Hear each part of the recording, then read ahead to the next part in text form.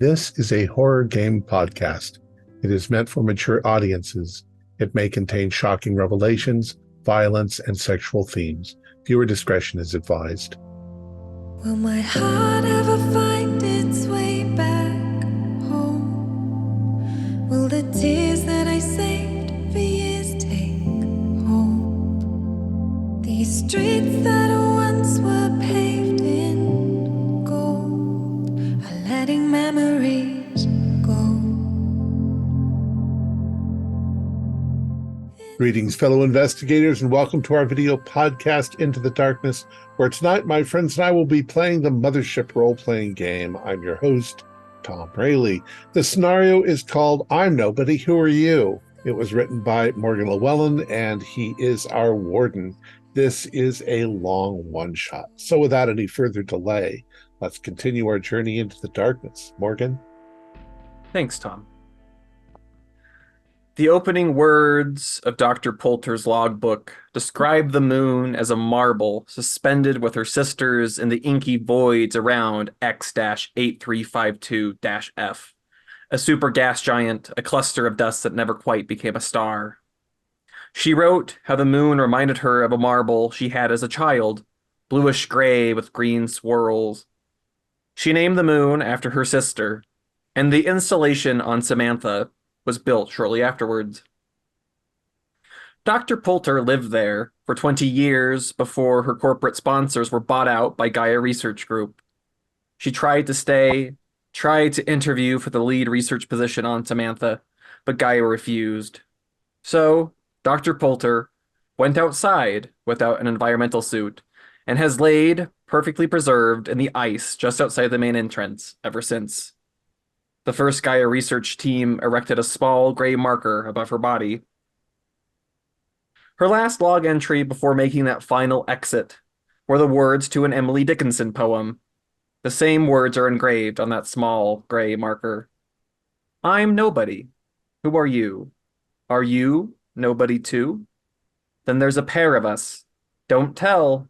They'd advertise, you know. How dreary to be somebody. How public, like a frog, to tell one's name the lifelong June to an admiring bog. Few of those who stay on Samantha know the story of Dr. Poulter. Most never take a second glance at the marker. Fewer still have ever read those words. Their minds are not on the past, but are rather fixed ever towards the future. Those green swirls of the marble are swarms of algae-like microbes, drinking the light from X-8352 through the thinnest ice. Under Samantha's surface is a vast ocean teeming with alien life. Studying this ocean, studying this life, that was Dr. Poulter's life's work. And now it is the work of those who are here. Let's meet them, shall we? Starting with Thom, would you like to introduce your character? Yes, I'm Dr. Nick Railgun. I know it's a funny last name. It was my father's name, and he got it because he was in the military. I am an exobiologist, and I am here studying. So far, we have identified hundreds and hundreds of species. We're putting together a taxonomical tree of how we think these things evolved. We're studying their genetics. It's not like anything we've seen before. There's no DNA involved, so we're having to call it something else. LNA. Just fascinating work. Never ends. Okay. And Thomas, and introduce I'm your playing character. playing Dr. Ron Golightly. Specialize in intelligence studies. Here mostly to see if what if this life that we are studying that's under this ocean, how does it have a consciousness? Is it, could we communicate with it in some way? Hey, Chance. I will be playing Dr. Hoyt Callahan. I'm studying planetoids and glaciation. Uh, I'm checking out the layers of ice on the planet, the thick layers of ice in the planet, taking cores, looking for what we can learn about the future of this planet based on the past of the life that how it's been previously frozen. And Bub L. I'm Gaia Android, Bub-L. I am an expert in swimming. I'm equipped with a strong flashlight and I can communicate while underwater. We're not sure if it's appropriate to send me under yet. I respect the other three doctors as Gaia employees and will do what I can to serve them. But if they find a good spot for me to swim around, I'll be eager to get in. Hey.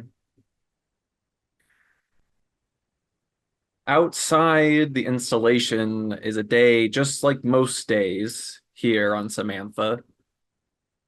Cool, very these ice winds. The atmosphere is thick enough for weather, and that weather consists primarily of blowing ice particles around. Visibility tends to be low. Mostly any travel outside of the installation is reliant on kind of a network of these electric nodes that have kind of formed a map, so to speak, so you can navigate without your eyes, essentially, across the surface. So, Dr. Railgun, what is it that you're up to today? I'm currently looking through a microscope at something I have identified as Kleptomunii Dobbs. It's a small, multi-armed hydra-like creature. Um, I'm ready to turn this over to Dr. Golightly because I swear to God, this thing is avoiding me. Almost as if it's somehow wanting not to be analyzed. I mean, what do you think, Doc? Does it react then to your, you know, light or any prodding, or just I because you're looking at it through the scope? It doesn't seem to have any kind of receptors for light. Being from in the ocean, the under ocean, wouldn't be exposed to any light anyway. But watch what happens when I bring this needle close to one of its arms. It literally just, before I get there, it gets out of my way as if it's as if it knows, it can sense. I don't know what the mechanism for sensing is in this case.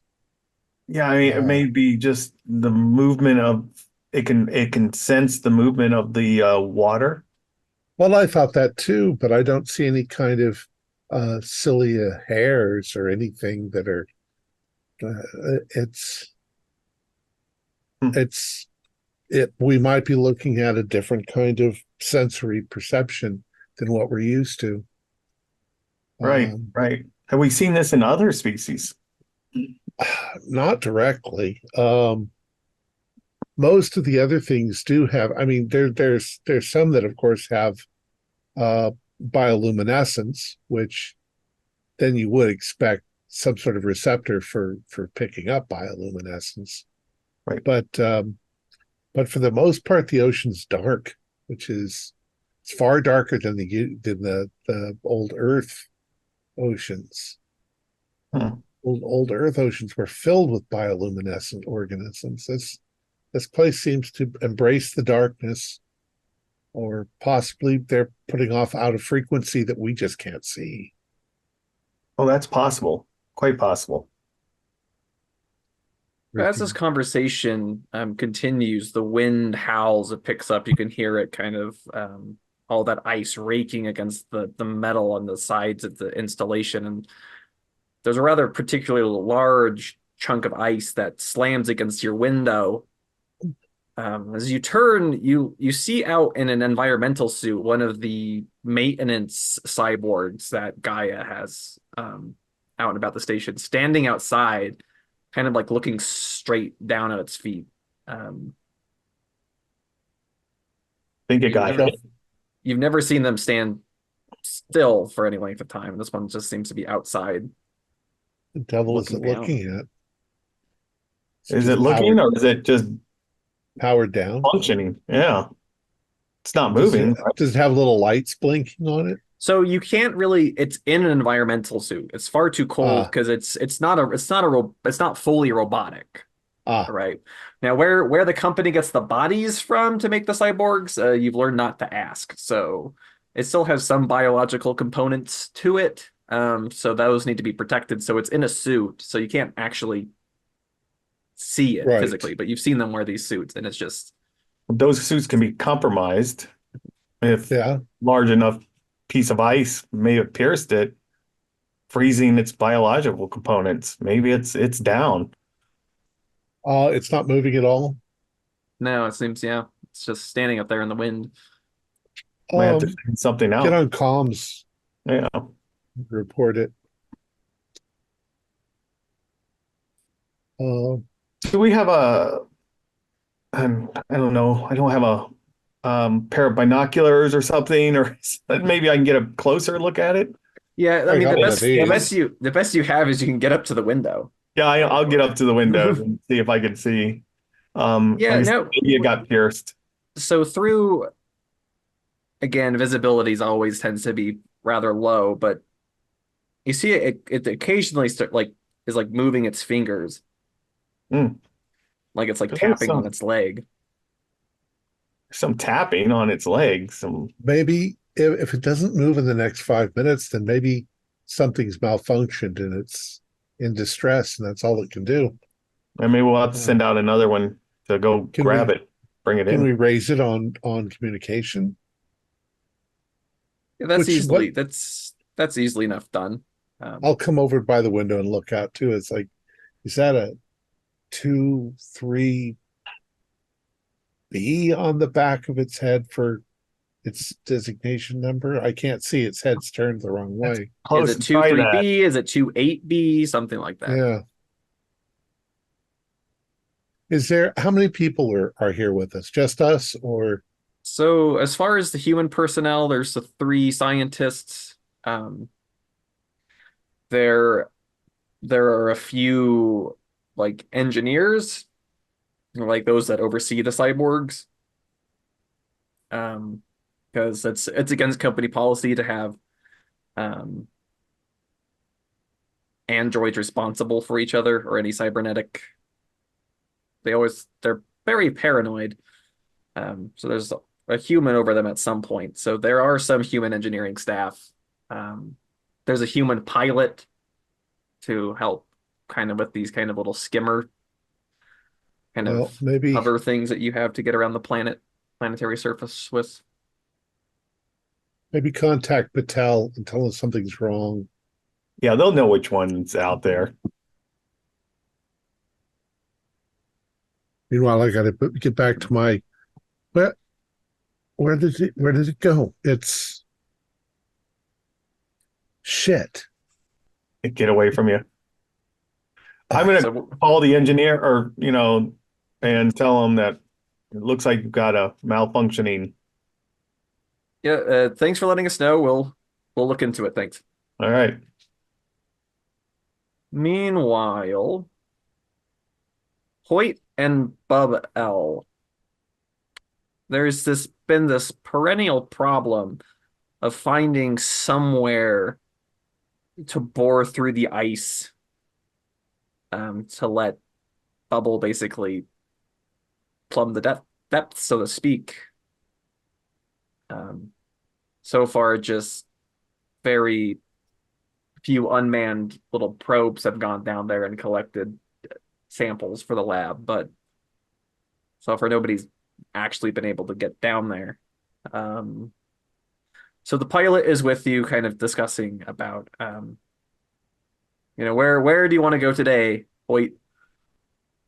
I think we'll go around to the other side of that ridge. I got a feeling that the ice, for some reason, could be thinner, maybe some wear and tear from this the erosion from the weather. So we could head to the other side of that ridge this evening and see if we can get a hole drilled through, get Bub L down there. Mm-hmm. Makes sense to me. How do you feel about that, Bub?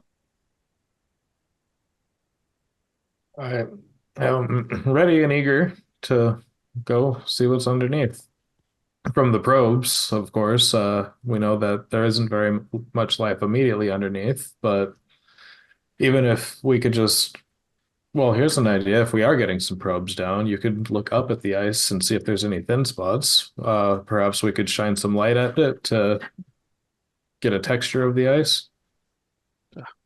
I can't believe I didn't think of that myself. So one of the reasons why Bub L was shipped here to begin with is there's been a problem with these unmanned probes. Um, they don't seem to live very long, which is odd. They always have some kind of electrical short or malfunction. No matter how many times are checked and double checked, they work properly in your own tanks above the ice, but as soon as they go under, they seem to run into electrical problems fairly quickly. So it's hard to get one that's long enough range to do this. So you could do this trick of looking out under the ice up to a certain range around the installation, but just keep that in mind that these bubbles here, because the probes don't last very long. Are they a really finite resource, or do we have some to like expend? You've got plenty of probes. You can assemble your own. Like, it's not really a matter of supply. Like, there's a limited number of them, but Okay. it's all money. It's all the bottom Yeah. line at the end of the day. So, Well, as long as we think that it'll bring useful information back to Gaia, we can use them as many times as we want. Yeah. Might as well put some together, send a few down, get the lights shining up, just check and see exactly what depth the electrical disturbances occur. oh yeah. So if you want to go out to the spot on the ridge and then send a few down, that makes sense. Yeah. Yeah, I'm with you. Hey, well, if we want to get there by evening, we should be leaving here pretty soon. That ridge is fairly far. I'll just call in to everyone back at the base to say that we're heading out for today's duties, and we'll be back later this evening after we've gone drilling, hopefully swimming. Be careful out there. There's these things are not like anything that we've ever seen before. They seem to be able to use sensory perception of types unrecognized. We don't know what they're doing yet, but they're also fairly they're creatures of the dark. They don't need light down there. Just be careful. We'll keep that in mind.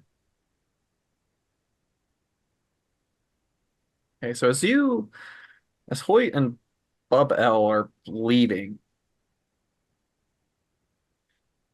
a few cyborgs are sent out and they retrieve that one that was just standing there.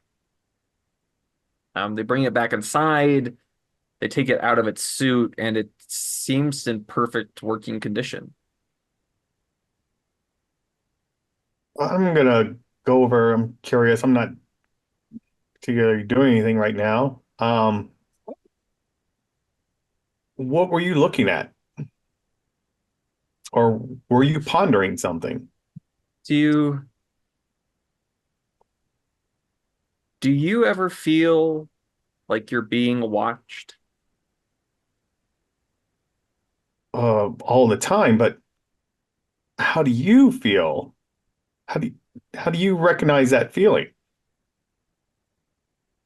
I've heard somebody mention it once. And you felt this? There was something watching me. Under the ice? Maybe. And you I felt couldn't this? see it though, but it could see me. Just as a side, I mean, there's cyborgs with some biological components, but is it mostly just a robot with It's mostly a robot. so They're not terribly having expressive entities. right, having any type of feeling like this is odd. Um, yeah, I mean, might just want to run a test on it to just see if, again, everything's working right. I know the other robots checked it out, but I just kind of want to run through another exam, see if there's anything odd about it. Because you shouldn't be feeling. Yeah, but you shouldn't even have a cerebral cortex. Yeah, I mean, unless you saw something watching you, I don't know how you perceived a feeling that something was watching you. Ghost in the machine. Yeah, that's why I kind of want to run a few tests on it. So you start running through those tests. And Dr. Railgun, have you located your lab specimen or is it still eluding you? It's my desk is a little cluttered and there's a lot of equipment. It could have slipped in anywhere. Uh, it couldn't survive more than, 10 minutes, I think, out of the liquid. But um I'm writing up what I know. I'm moving some stuff around, but I'm only half-heartedly looking for it. I hope it doesn't stink. Okay. And at the end of Dr. Golightly's tests, it suddenly jolts and says, I feel a funeral in my brain. Define what do you mean by funeral in your brain?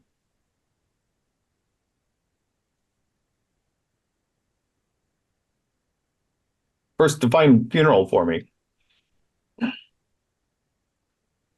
It's to wait here. What did that cyborg just say to you? I don't know. You may want to come in and it's talking feelings. Oh boy. Well, let's have a look at it. I just did. I'll show them the results I've got. It's feeling a funeral. It sounds like nonsense. And mourners to and fro. It might be remembering something. Maybe it has a To and fro. I don't I mean, know. it's speaking what, Elizabethan English now? Uh, Uh, there's a glitch for sure in it.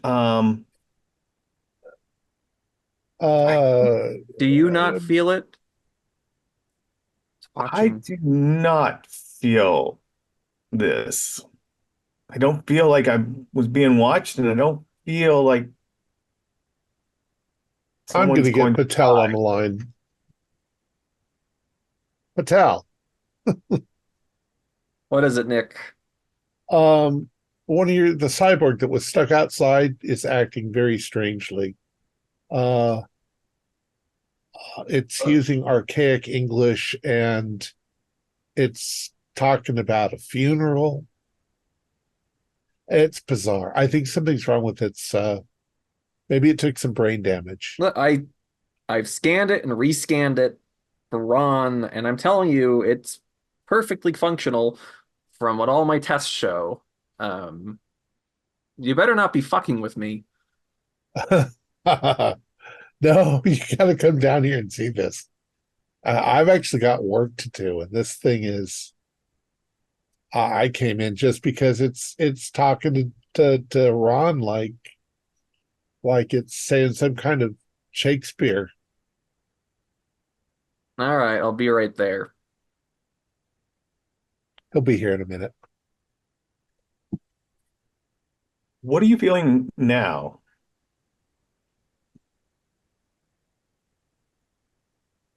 And when they all were seated,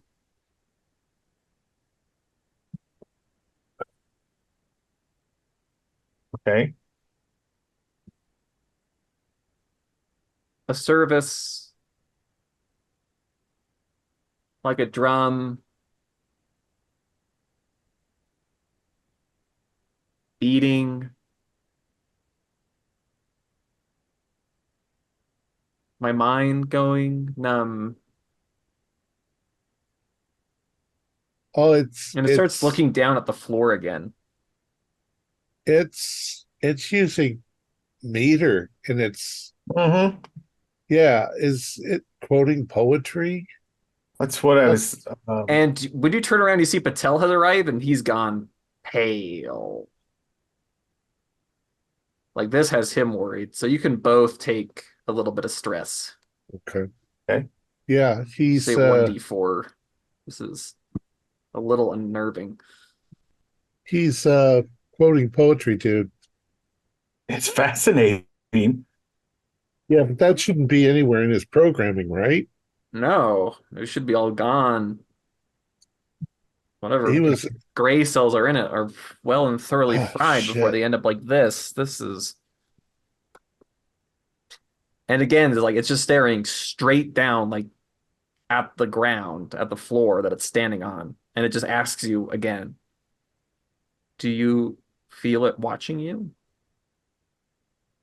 Um I'm gonna go over to the window and look out and see if I can see anything on the ground where it was. It's Yeah, pretty from the stormy. angle of the window, you can't see much. You'd have to go out there. So you're feeling that you're being watched from below? Mostly. That is fascinating. I mean, we're on the verge of discovering whether there's an you know better than I do, Dr. Golightly, whether there's anything resembling intelligence. So far, that little Hydra thing, old Dobbs, kleptomuni-eyed Dobbs, seems to be trying its best. Not now it's gone somewhere. I have to find I'm gonna go back to look for it. I mean, it's Okay. definitely exhibiting some kind of survival instinct on that, but real intelligence, nothing like this. This is fascinating. This is way more fascinating. This little glitch in this cyborg here, it's way more fascinating than that little creature.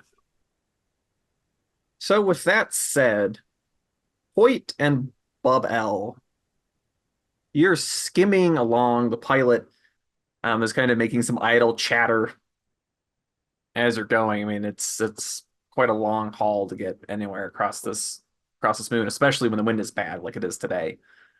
Um, and as you're going, Bub L, you feel this electric tingle run down your spine. You've never felt before. Is it unpleasant? Yes, very much so. Dr. Callahan, I think I may have just detected some kind of electromagnetic pulse. There's Is there any explanation for that on this planet, on this moon? Uh, the pilot answers, says, I don't know what you're talking about, Bubba. All my sensors here are fine. Yeah, If you I'm a felt a little bit pulse, more the ship delicate would have than felt it first. nonsense. It's more subtle than that.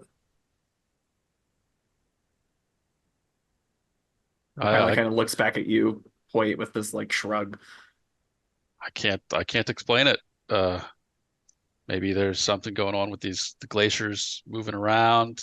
I've never heard Yeah, of it, but isn't tectonic plates? Perhaps there's a movement beneath this ocean. I would suspect so. I don't know if there's anything. I haven't felt movement enough to Do you have generate. a compass? Perhaps there's a magnetic field that we've just passed. Would we have something built into the ship, or Yeah, so again, the ship is that the was pilot fine? is currently looking with this kind of the screen is mostly just this blizzard essentially. But there's these little lights on his windshield that are directing him based on all these little electric probes that have been set kind of across the ice. It's almost kind of like a nervous system for navigational equipment is everywhere. And he's looking at all his different sensors and things and like, um, I mean, if the ship felt electromagnetism, right, all our probes would be going off. Hmm. If that's the case, I mean, it's not telling me that anything's wrong, but if something's wrong, then we're flying out here blind, essentially. So I hope that's not the case. It's hard to check. Yes, of course. Well, I think I should probably report to diagnostics then, because the malfunction could pretty internal. Do you want to call this off? Uh, Dr. Callahan. Oh, so sorry. We're on like a private ship. We're like Yeah, leaving the base. it's the three of you are skimming across the ice, Got like it. in this Got it. little ship. Okay.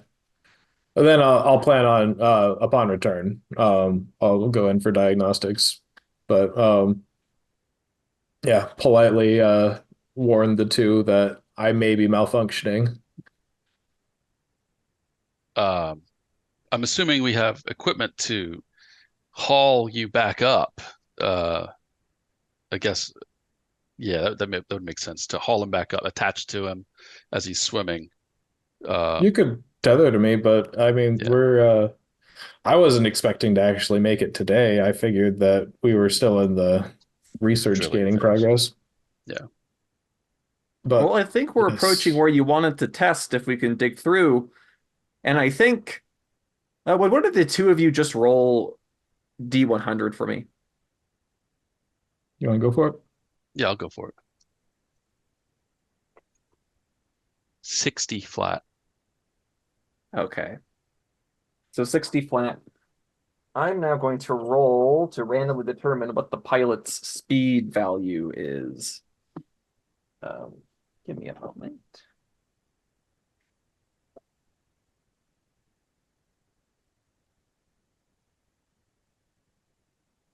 Okay, that is less than 60. So, as the pilot is saying, like, well, we're near where the ice was thin, the two of you see emerging out of this blizzard. Is that a rock? Um, and there's a collision. So you both make body saves for me.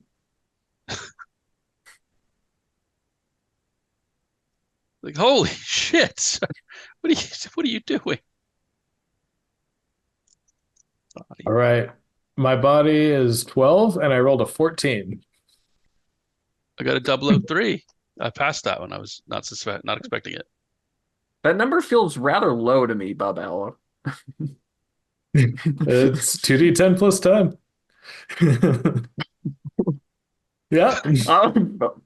Fair enough. You were built to be graceful in the water, not to sustain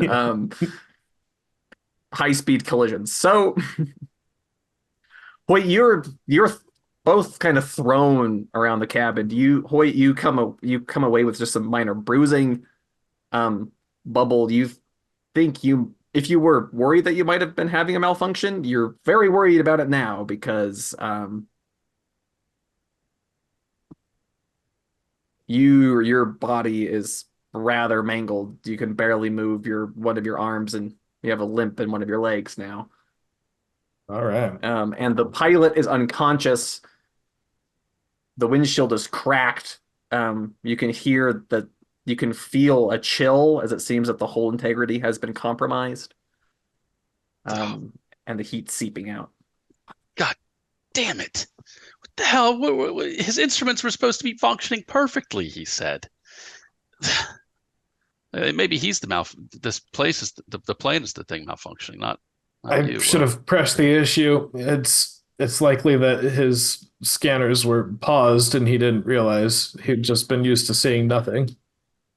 God, what an idiot. Hurry. You need to put on the environmental suit.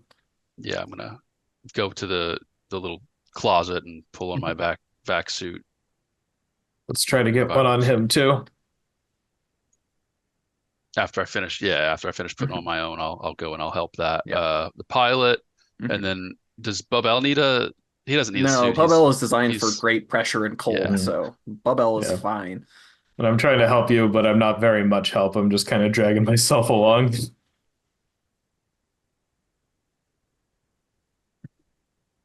So what did the two of you do? You have this unconscious pilot.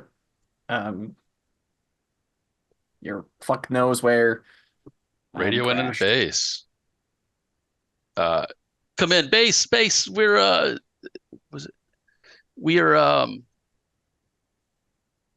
out here by that ice rack. We've collided with something. I don't even know where the fuck we are. We picking up their signal? Yeah. All right. And can we get a location on them? I'll follow up his call with just a very monotone listing of our bearing and velocity and time traveled. All right. Do you want to roll intelligence, Bubel? Sure. That's a 97. So Bubel says some numbers at you, but does that Bubel's calculation about where you are spatially it doesn't seem to be. I'm just very confidently telling you nonsense. Yeah. I'm going to do a scan for carbon. There shouldn't be any carbon on this planet except for them. So I think I should pick up on their location. So you have some satellites. Get a tracker on them. So you start, and they're on the surface scanning. Yeah, we're trying to locate your location now. We're trying to figure out your location now. So give us about 5 minutes. We'll have you. All right. Yeah. This damn pilot. I think your Bubel. Fine. I think Bubel is malfunctioning there. Yeah, you should see it. It looks like that seems likely. And the cyborg says, "And I." And silence, some strange race, wrecked, solitary, here. That's all we need is poetry while we're trying to figure this out. We'll get back to you, Cyborg, in a minute. As we're trying to locate. We'll get the other engineers online. Prep another. We're going to need a rescue. Yeah, ship. One of these skimmers or what? Yeah, they're get that ready. There are multiple skimmers. I'm assuming we have more other pilots. Yeah. Okay. Oh, we need a med pilot, medvac pilot. Get them out there. Bring them back. Oh, I'm gonna radio one more time, kind of desperately hoping to catch them. Beware. Perhaps the sensors will malfunction. We collided with something that the pilot couldn't see coming. What the fuck did he say? They collided with something. What? Something? They collided. Can you see what you collided? You hit? One moment. I'd like to exit the ship. Okay. So, and yeah, there's just this blizzard outside, but from the kind of scraping and cracking of the ice from where the ship hit and skid, you can kind of follow your way back to where you what you actually hit. As again, you're incredibly disoriented right now. Um, but yeah, you can easily go from the ship to what you hit. And so, Hoyt, are you going with him? I think I'm going to probably stay with the pilot to make sure he Okay. doesn't swallow his tongue or something stupid. Yeah, so you're staying there. So Bob L, you walk out there, and protruding from the ice is this. Well, it's hard to say what it is. It's this mass. It's very kind of bulbous. It reminds you of like crustaceans almost, or like seashells or something, Hmm. maybe. And it's just sticking out of the ice. How Uh, tall and how wide is it? it is bigger than your skimmer. Okay. And I'll go all the way up and touch it. I want to try to get a feeling of what it's made out of, like what material. If it's metal or Yeah, wood. you go up and you feel it, and it feels like some kind of hard organic substance. Hmm. All right. I'll return to the ship. Oh, what did you find? What did we hit? Uh, it appeared to be some kind of seashell, a giant barnacle. I'm not sure. A barnacle. A fucking barnacle. I've never seen a barnacle that. I mean, uh, we haven't found any signs of life out here. I mean, I could have It, sworn that this wasn't on the topographical maps previously. I think the ice may have formed around it. I'm not sure that I was able to see the bottom, or perhaps it burst through. The hell? I want to get out there and see this, but I don't know if I should leave this guy alone. And the pilot, Oh, fuck, perfect. You're awake. You goddamn idiot. What did you hit? oh, we hit something. Well, no shit. Yeah. Um, Oh God. Perhaps it would have been wise to pull the craft over once I said that it may have gone through a field. Fuck, but there's nothing out here to hit. well, can you walk? Kind of. I I'll think it help broke him. something. I'll try and help him like limp his way out if he Yeah. wants to go check it Mhm. out and see what we hit. Yeah, so you limp out there with him, and yeah, there's just this thing in the ice.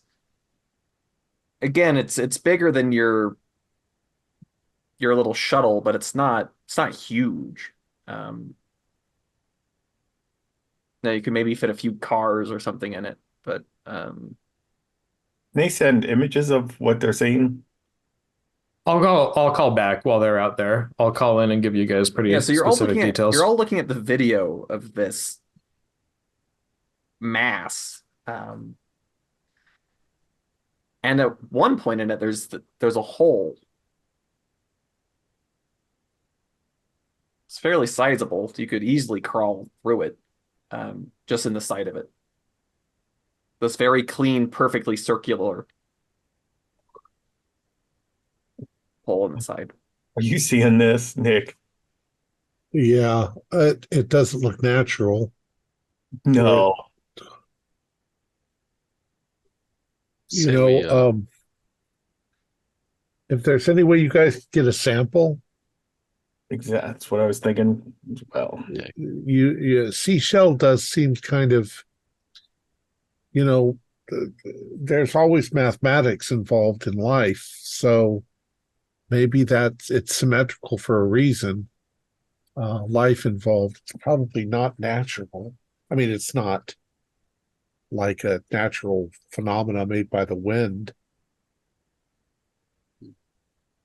I'll go up and try to take out my little electro space chisel and tap some of it off and see if I can break off a piece of it and see what the edges kind of look like and put it in my pocket if I can break it apart. Yeah, you could easily break a piece off of it. Um, yeah, it's mostly hard. Like the outer shell of it's fairly hard, but once you kind of break off a piece, the inside of it, it's much softer and it's fairly porous. It's almost like a sponge looking substance. Looks a lot like seashell to me. I mean, I'm Yeah, no. we could. How far does that hole go in to I it? don't plan on finding out right now. Can you Yeah, shine some kind of light into it? We could shine a light down there. Yeah, we can just like lean over and tap the little shoulder-mounted flashlight. Yeah, so you shine this hole, and it seems like this mass, whatever it is hollow mostly. And in this kind of sponge interior, there's these deep recesses in it. So mostly it's hollow, but there are these gaps or spaces that go up and into the sponge. I can't believe we haven't seen this before. there's a lot of stuff we haven't seen before on this planet. Bring back a sample. It might be something that was alive or is alive or it's part of something living. I don't know if I'll be able to. I mean, we can bring back a sample, but maybe y'all should come back out here with the med team. We can all check Well, it out. we'll set that up. But yeah, I'm sure you're right. It's just we need to get you guys in here if you guys are injured. That's true. Getting a little ahead of myself. It's not going anywhere. Maybe put a marker so that we know where it is. Yeah. Yeah, as you're looking at this, Hoyt, you can make a roll, like take your intelligence plus like an applicable science, like your glaciation planetoid Sure. science skill to your intelligence and roll against that. Well, that's a success.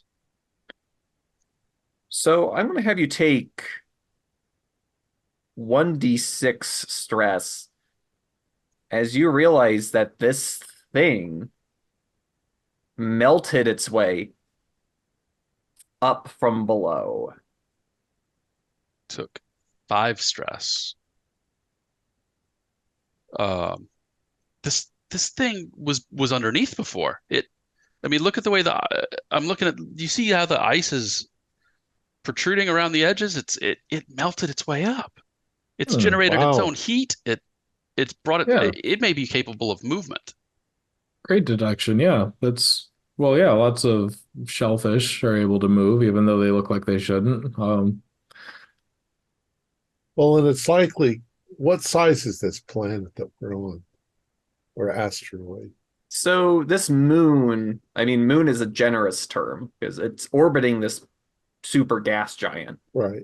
But is it a moon the size of our Earth moon or bigger? It's probably about half the size of the Earth. It's fairly sizable. So it's very likely that the farther down inside you get, the water might actually be warm eventually.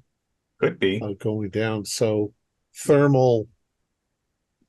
using thermal to punch a hole, maybe they need gases from the surface, like a whale surfacing. Or perhaps it's a corpse. Maybe it was connected to some lava fuge down at the bottom, and once it died and lost its grip, it emerged quickly. Maybe. Well, there's just so much we don't know. Felt an electromagnetic field, so I feel like you feel it tectonics... again. Ooh. And this time it ripples from your body. There's like a definite directionality to it. It feels like just pulses through you. I want to take note of the direction it came from. You look at that direction, and that's the ridge. Seems to have come from the ridge, which is a fair of ways off, but that's. I felt like it came from that ridge. I don't know if it came beyond that. The pulse, the electromagnetic field. Perhaps the ridge is something frozen over. Possible. There are also animals that can produce an electrical field. Right. We have those on Earth. This makes me nervous because now you've found something that seems to indicate that there are creatures much larger than just little squids. I don't know why we would think that. On the Earth, most of the things in the ocean are little bugs, but there are some gigantic things down there too. Get back here so that we can patch you up, and then we'll launch an expedition. You want me to walk? You want all of us to walk? Oh no, we've got a Or team something. coming out to pick you up. A skimmer.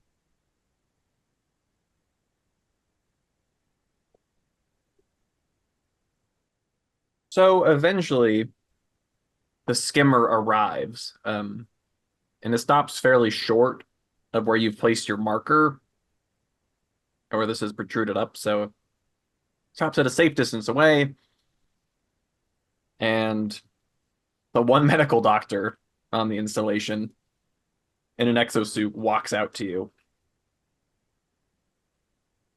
And she looks you over, she looks the pilot over, and she's like telling the pilot that he has multiple fractures in his legs and his ribs. Wait, you seem to have a clean bill of health.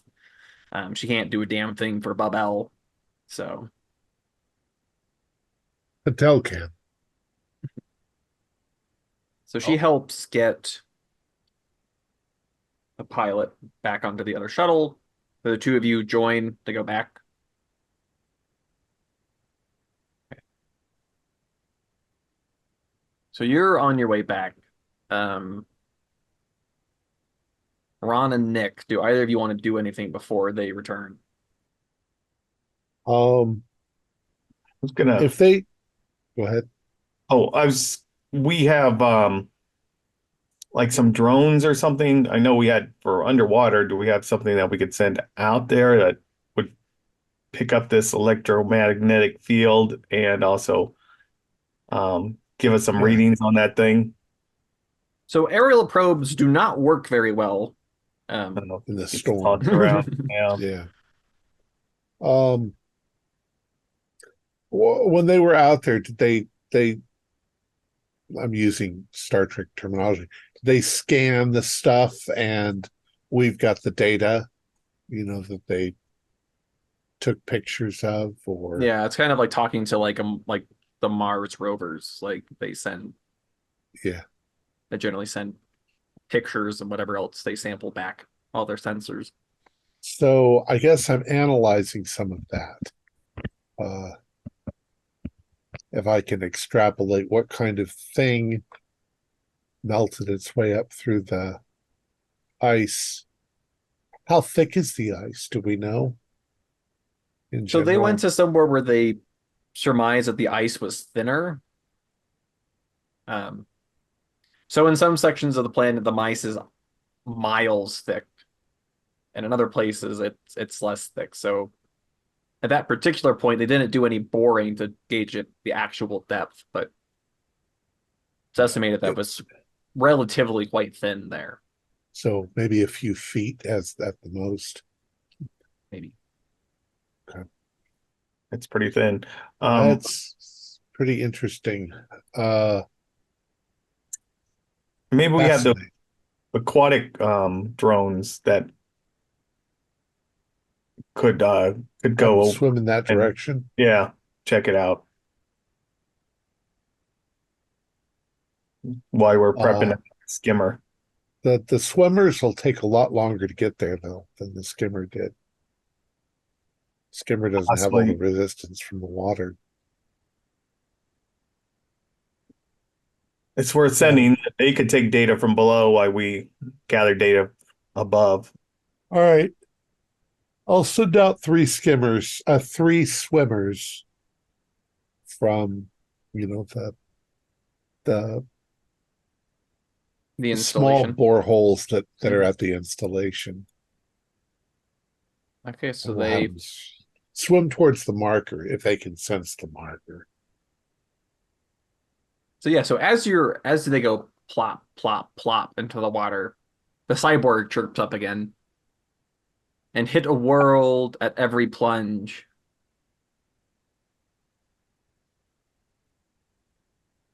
I'm wondering if there's some reference that it sounds like he's quoting from something, though he shouldn't have any data like that in his brain.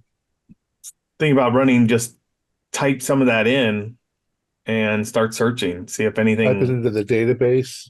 Yeah.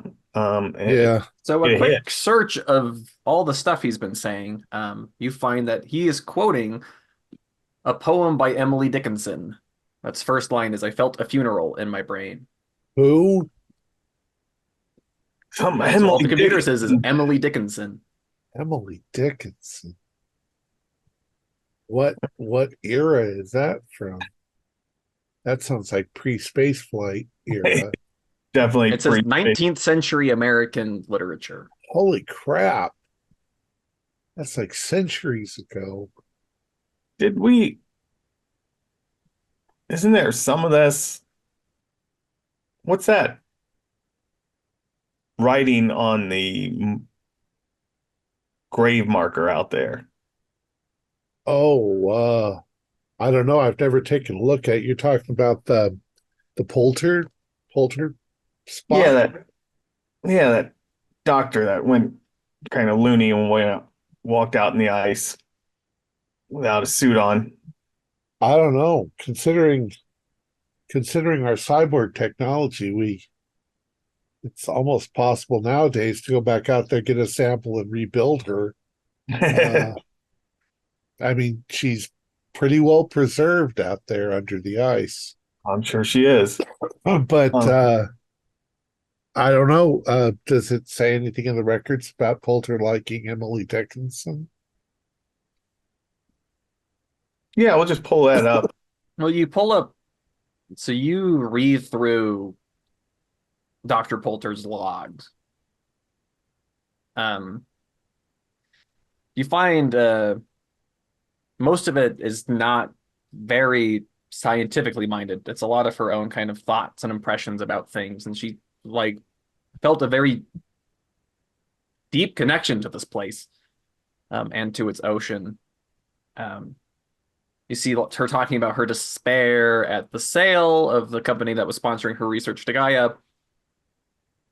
Her failed attempts at being able to stay on. And then there's that her very last log message is a poem by Emily Dickinson. "I'm nobody. Who are you?" It's a terrible shame. You shouldn't treat people like that, but just, I mean, what was her research? Is this cyborg picking up echoes?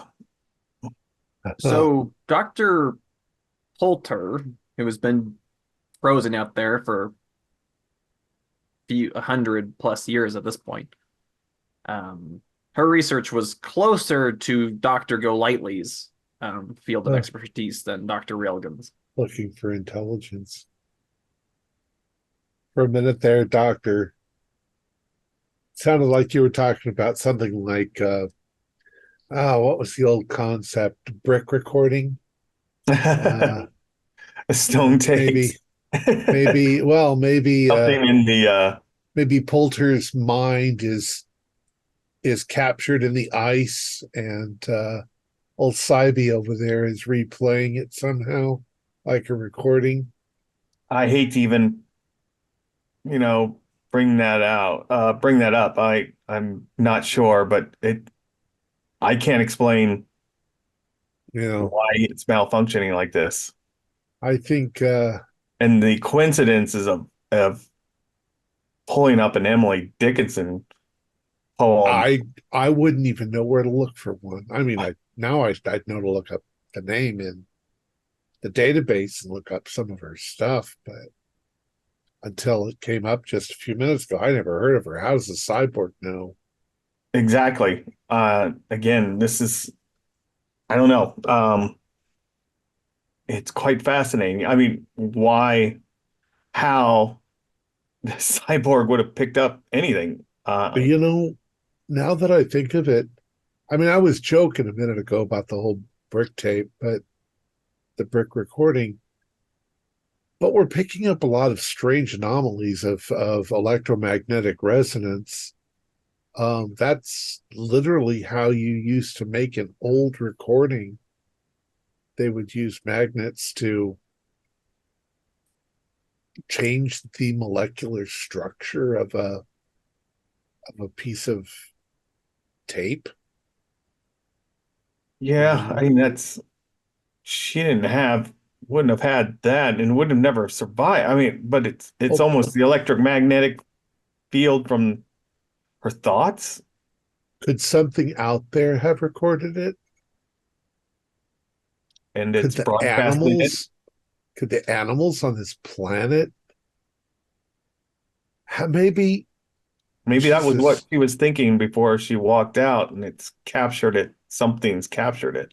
what if my little Dobbs was picking up on my electromagnetic thinking process and Your it intent. knew what I was going to do and it avoided. As That you're would be saying that, amazing. you hear Patel. We have a problem.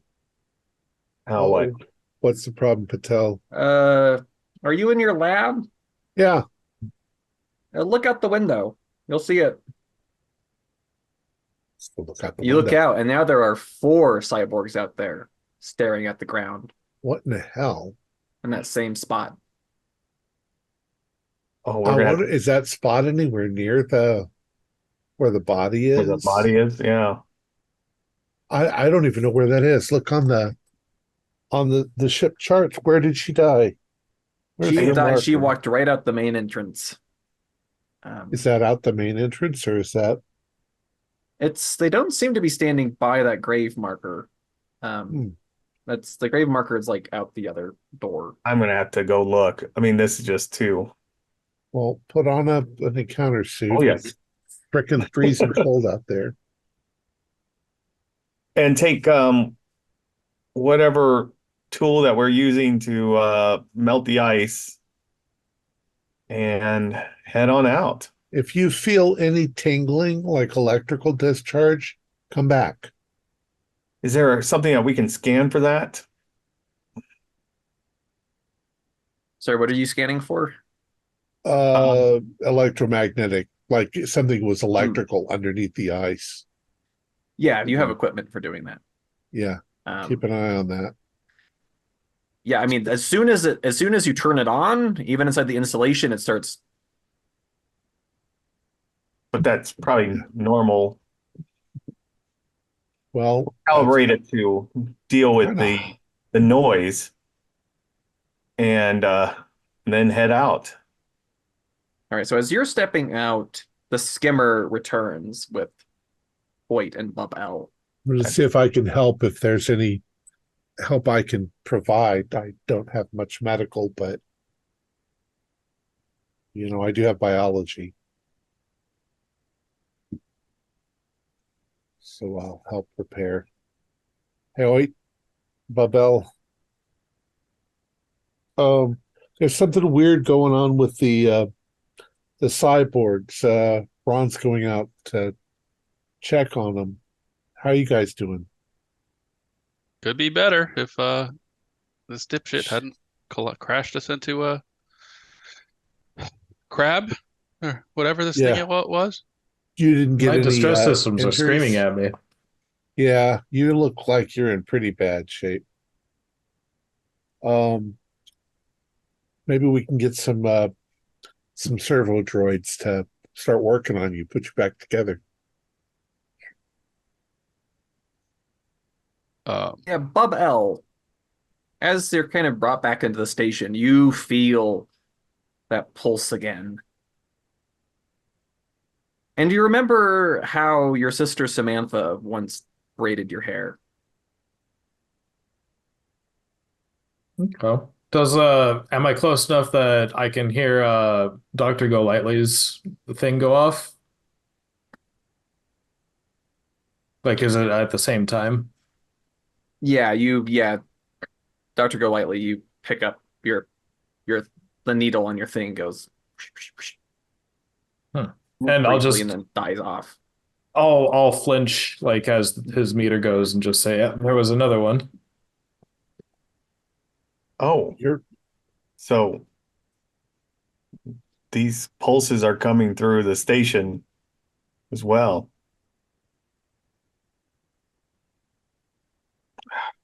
there is something under the ice that is giving off electromagnetic vibrations.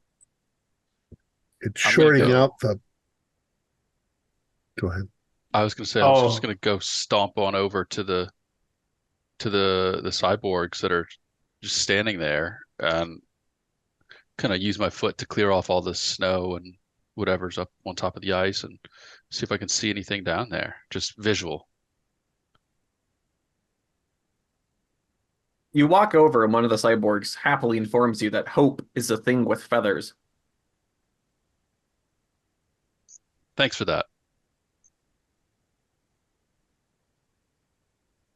They're picking up on Emily Dickinson, of all things. We don't know where this is coming from. What kind of name is that? It's an old Earth. What did 19th, the 19th 19th century. century?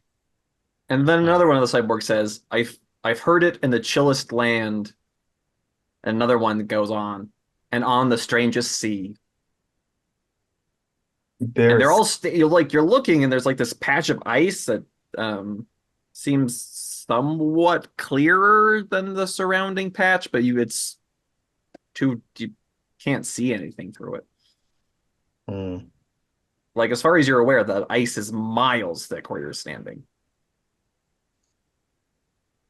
Is there some kind of scan we can do, like sonar for ice that would just like ping down Sure, and yeah. shoot up It's if we hit something? that's a large bit of equipment. You can have it brought out. I mean, as soon as the people who would bring it out, you know, decide Stop to standing stop. there. Yeah. We've got something underneath of us, and it's tapping into that corpse out there. The hell? Dr. Relgan, a beaker shatters behind you. Fuck. The hell. I'm going to go back to where the beaker is.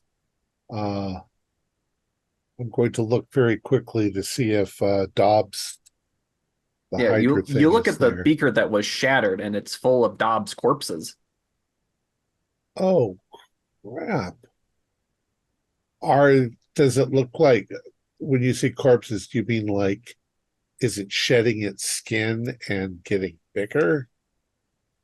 No, what I mean is that you've been collecting these things. Um, Ah, Basically, it's samples that you've collected of ones you've dissected. okay. And that one has been tipped over. That's what I mean. Okay. Oh, fuck. I'll get the dustpan and carefully pick up the glass. Uh, and is there anything on the shelf? Now, there's maybe a bit of residue, Like a liquid, like a like sticky. like a sticky, slimy kind of thing. It's on Ah, some of the glass too, I'm going like the to outside of the glass. carefully pick up the glass to make sure nobody gets injured on the glass and scoop this up, but I'm going to move some of the things around to see if I see our little friend. Yeah, roll speed. Speed. My speed is 34. And I got 17. Okay, yeah, so you spot it. It seems to Ah, be like making its way kind of back into the recesses of a cabinet or trying to get into a cabinet. I pull out my tweezers And I go in quickly and try to snag him. I mean, and like with the needle, it seems to like move its limbs, like it's avoiding where you're trying to bring it down to grab it. Then I'll grab a fresh beaker and I will try and herd him into falling Yeah, so into the it beaker. avoids, and then it goes wonk. Aha! I caught you. I'll put a glass thing on the top of it and set it on the cabinet and finish cleaning up quickly. And it kind of just starts holding very, very still.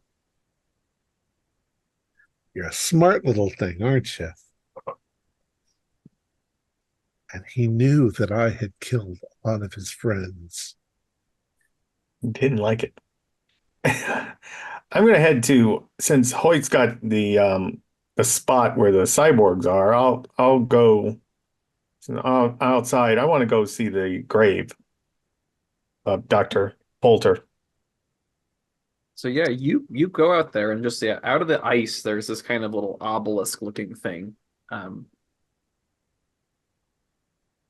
just it's like in memory of Dr. Polter, discoverer and founder of the Samantha station.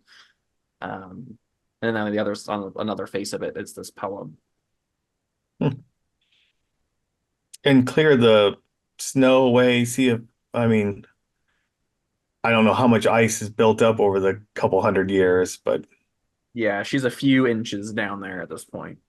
oh, But you can like as you clear the fresh ice yeah. crystals and snow away, you can kind of see her in there. Wow. I'm surprised no one's come out here to just look.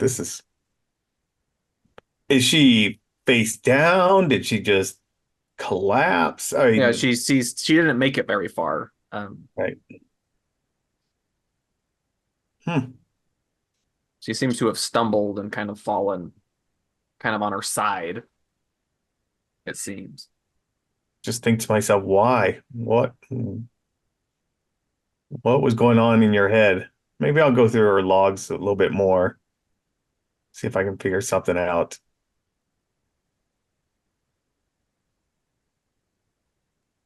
If we have comms, I'll say, well, her life's work was taken away from her, Ron. Yeah, it was, but is that enough to come out into the ice and just die? I don't know what else was she supposed to do out here. There's other planets, there's other places Yeah, other things to investigate. maybe she was on the verge of something really interesting. I think that we're on the verge of something really interesting. That little bugger knocked over a jar in my office of dead uh, of the previous work that I'd done on his species. It's almost revenge-like. Yeah, that's not any type of instincts. It's I caught him, much by the smarter way. than well, good because it's acting much smarter than any type of animal. I mean, We usually might we might have to write a formal apology to his species. I think yes, that might be in order. I'm gonna come in and just yeah, when do we want to go out? You know, are we gonna do it today to go examine this How thing much? through the ice? Once we get everybody back inside, let's Yeah, I make our think we need plans to to do that. regroup. We got the So before cyborg problem. everybody's all together, Bubel, you are repaired, and Hoyt. Eventually, your ice sonar device, whatever it does, um, it does the thing, and you get the report back, and there is an obstruction that was not on any of the past surveys of the installation site. How deep down is it? It's about at this point a mile down, Huh. Interesting. and there's 7 miles of ice total. So it's going through 6 miles of ice. I'll let something. There's, I'll just bring up on the comms. Yeah, there's something's under there. It's going through 6 miles of ice. It wasn't there last time we scanned. Can we tell if it's still coming? You'd have to scan again. How long does it take to do a scan? Is it just like a fax machine or something? Well, yeah, I mean, you run another scan and it doesn't seem to have moved, but okay. Basically, when I say you need to do another scan, I mean you need to wait okay. and then scan again to see if it's moved. Because you can keep scanning it right now, but it doesn't seem to, from that, if it is moving, it's not moving very fast. It's moving fast enough, but I can't tell right now if it's moving. Or you don't know how long it's been on its way up. Right. You do a yearly scan of the installation site, so there's not much to compare it to. Okay. Well, it hasn't come up in this year. I mean, this is the first time we're picking it up, so I guess we can compare it to the last scan that we've done. So within X number of lunar cycles or solar cycles, this has been coming up. Jeez, I don't know if we should stay in this building. Yeah, Dr. Callahan, you said that thing that we collided with emerged through the ice. Maybe that's just part of the life out here, is that the creatures can move through the ice as they please, whether they're sentient or not.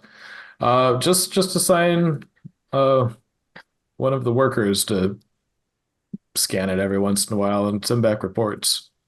I don't think it's anything to evacuate over. And is it directly beneath us, or is it like outside directly beneath where the it's directly beneath were? Where they were standing. So the cyborgs somehow were standing basically right on top of it. They're picking up. Good vibrations. Possibly, but they're coming back quoting Emily Dickinson, and that's not a vibration result of vibrations.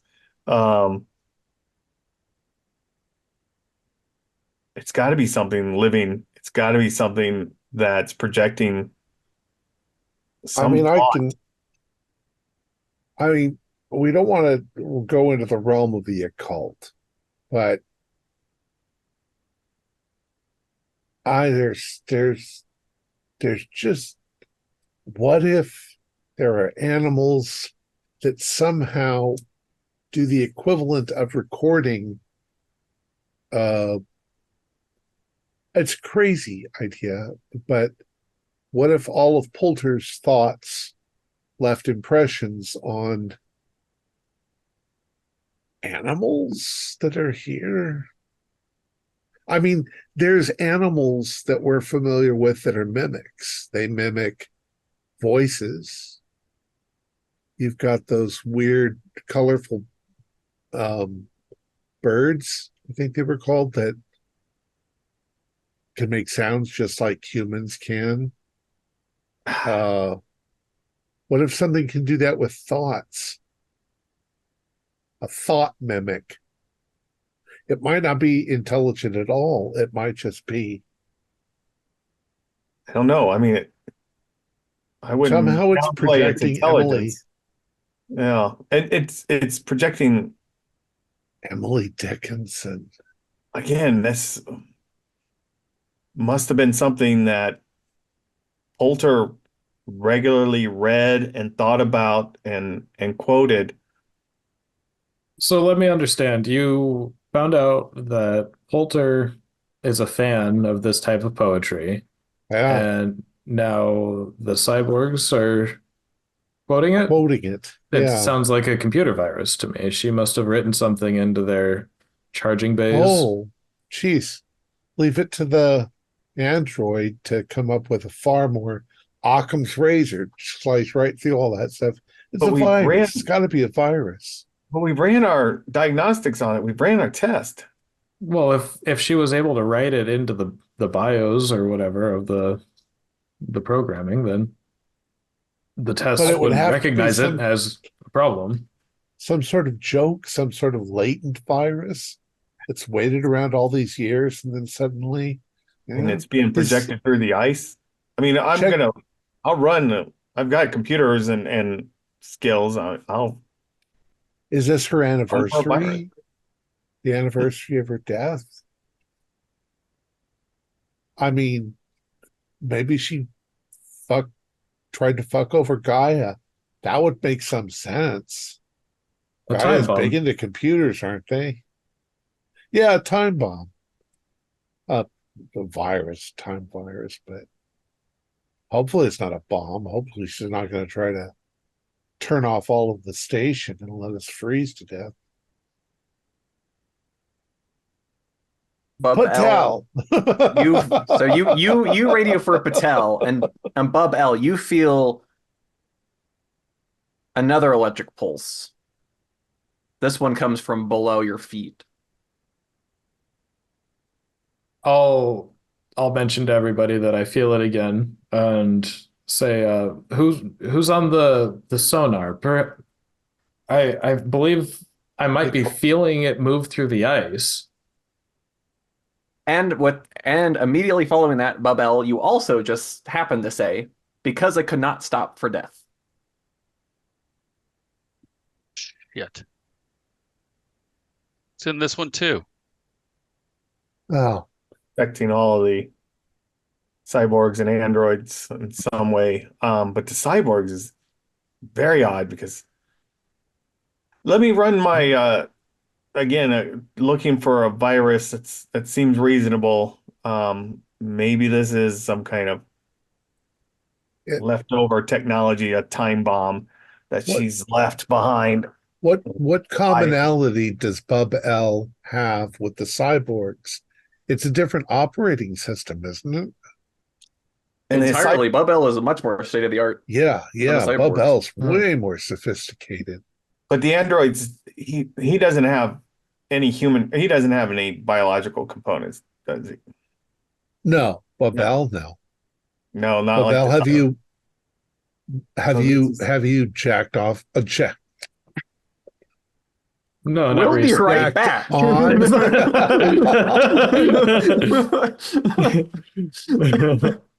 Have you jacked into the system? Apparently, Dr. Railgun is picking up some kind of Freudian vibrations. Oh, shit. Yeah, I'll say that, yeah, I do regularly. But it's strange. I didn't mean to say that. It wasn't in my head or anything. But it seemed to have correlated to that magnetic field. And if I'm more resistant to it than the cyborgs, then maybe the human parts are the weak link. Maybe. Have you guys been behaving in ways you can't explain? Have you noticed anything? I've felt nothing. No, I think it's all the non-biological components that are being affected. Wonder if we make a primitive compass, if it would be reacting to changes in an electromagnetic field. It's silly. Does anybody have a needle? We can. Well, this little device is picking up the electromagnetic spikes. Yeah, are happening. But yeah, I do think that again, running the computer diagnostic, just checking for viruses. Is there something? And then going through Dr. Poulter's Poulter's logs again. Is there any indication that she would have done something like this? Left us a little time bomb. So what Patel kind of tells you is like, well, she died something like 150 years ago. I mean, if she wrote a time bomb sophisticated enough to get through security measures that are a century and a half more developed, I don't even know if anybody's running any software or programming languages that would even be compatible with any program that she could write. Yeah. And that makes Dr. sense. Golightly, as you go through the logs, so you spend a great deal of time, like really like close reading these.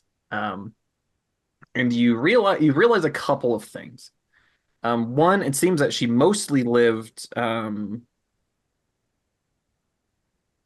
Samantha alone for the most part, but she talks as though there are other people with her,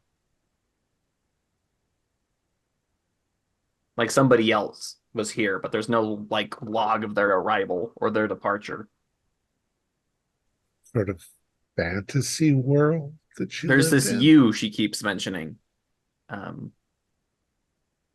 I mean, when you're alone for like so when you long, when you visited me yesterday, I thought, da da da. Like there's all these kind of some of it's pretty gushing too.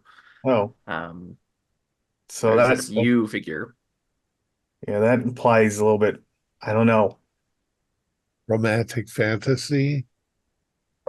Possibly. I mean, she was alone for long extended periods of time. We have studies that lots of research on that, and people react various ways. Sometimes making up another is possible to deal with the loneliness, but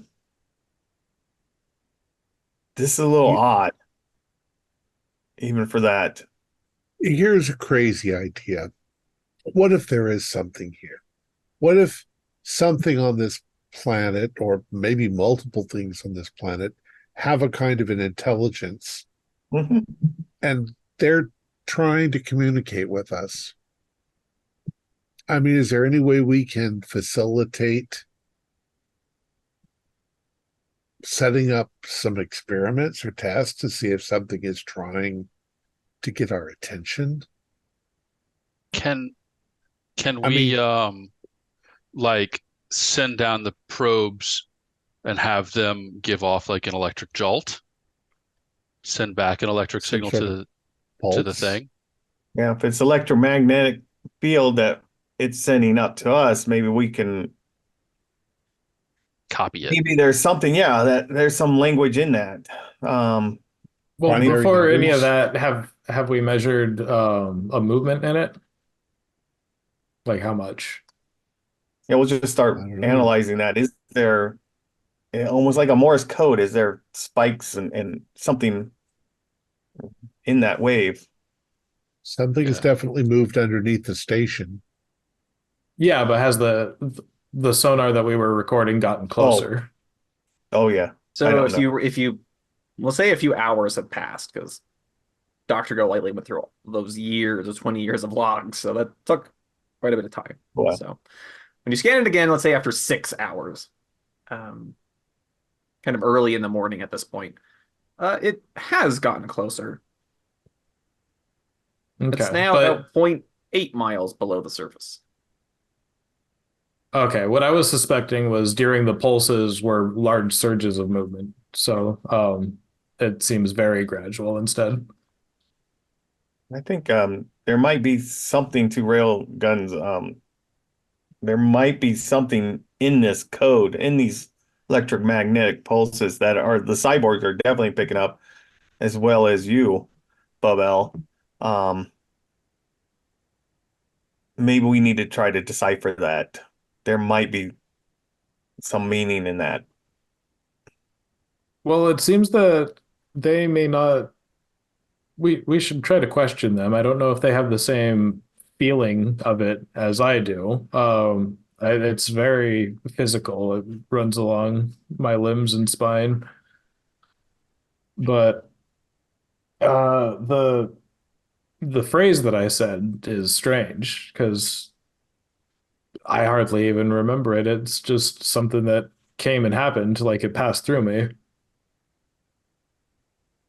I'm assuming if And we run they, that phrase through Emily Dickin's complete works, That, yep. we'll pick it yeah, up. Sure that enough, that other it's a that other poem. guy was saying it earlier, but they seem really enamored with it in a way Well, that I don't think I am. well, let's ask a scientific question then. How how could we reproduce the effect if we wanted to force Bub L's system to suddenly recite something? Would we transmit it to him on a certain frequency? Would we, because we should monitor that frequency, whatever it is. That's what I'm saying. Maybe there's something in that electromagnetic spike. It's trying to. It's got, some kind of, it's communicating. It's trying to transmit something. Yeah. Right. And maybe Dr. Poulter was in contact with it at some point and just read Emily Dickinson to it. Because Jesus, that's an interesting idea. And that's what, she didn't understand. She didn't understand it. She didn't know what it was. I mean, she's talking to something, but maybe it's just mimicking her. And it's trying to communicate with these little phrases from these poems. So yeah, I mean, can we, I don't know, just we've recorded some of these electromagnetic spikes. Is there, starting to run that through the computer systems, is there something in there? Roll intelligence. Plus you can add your I forget what it's called, the specific zine, like the intelligence study science skill. It says like plus 10 to. Yeah. So add 10 to your intelligence and then roll against that. You want to get under that number. I hit it. I hit the number. If you hit the number exactly in Mothership, that's a failure because double zeros are 0. So okay. You need to get below, not. I hit it. It's wacky wild. So you feel almost like this madness and like it's just right there. Like you swear it's just right there, but you just can't. I'll call Hoyt and Nick over. You. And so you can get a stress, I'll say, from okay. I swear there's something in this signal. Well, let's computer analyze it, see if there's any patterns. I got an 80. I don't see any patterns. We can just feel free to roll. Yeah, roll intelligence. Computer is not my specialty. My specialty, but 33, so I should be good. Okay, and that's double, so that's a really good success. Oh. So sure, looking at, you're like trying to look at patterns and things, and Hoyt, you have this idea of like framing, like you're looking at this as raw data when maybe that's not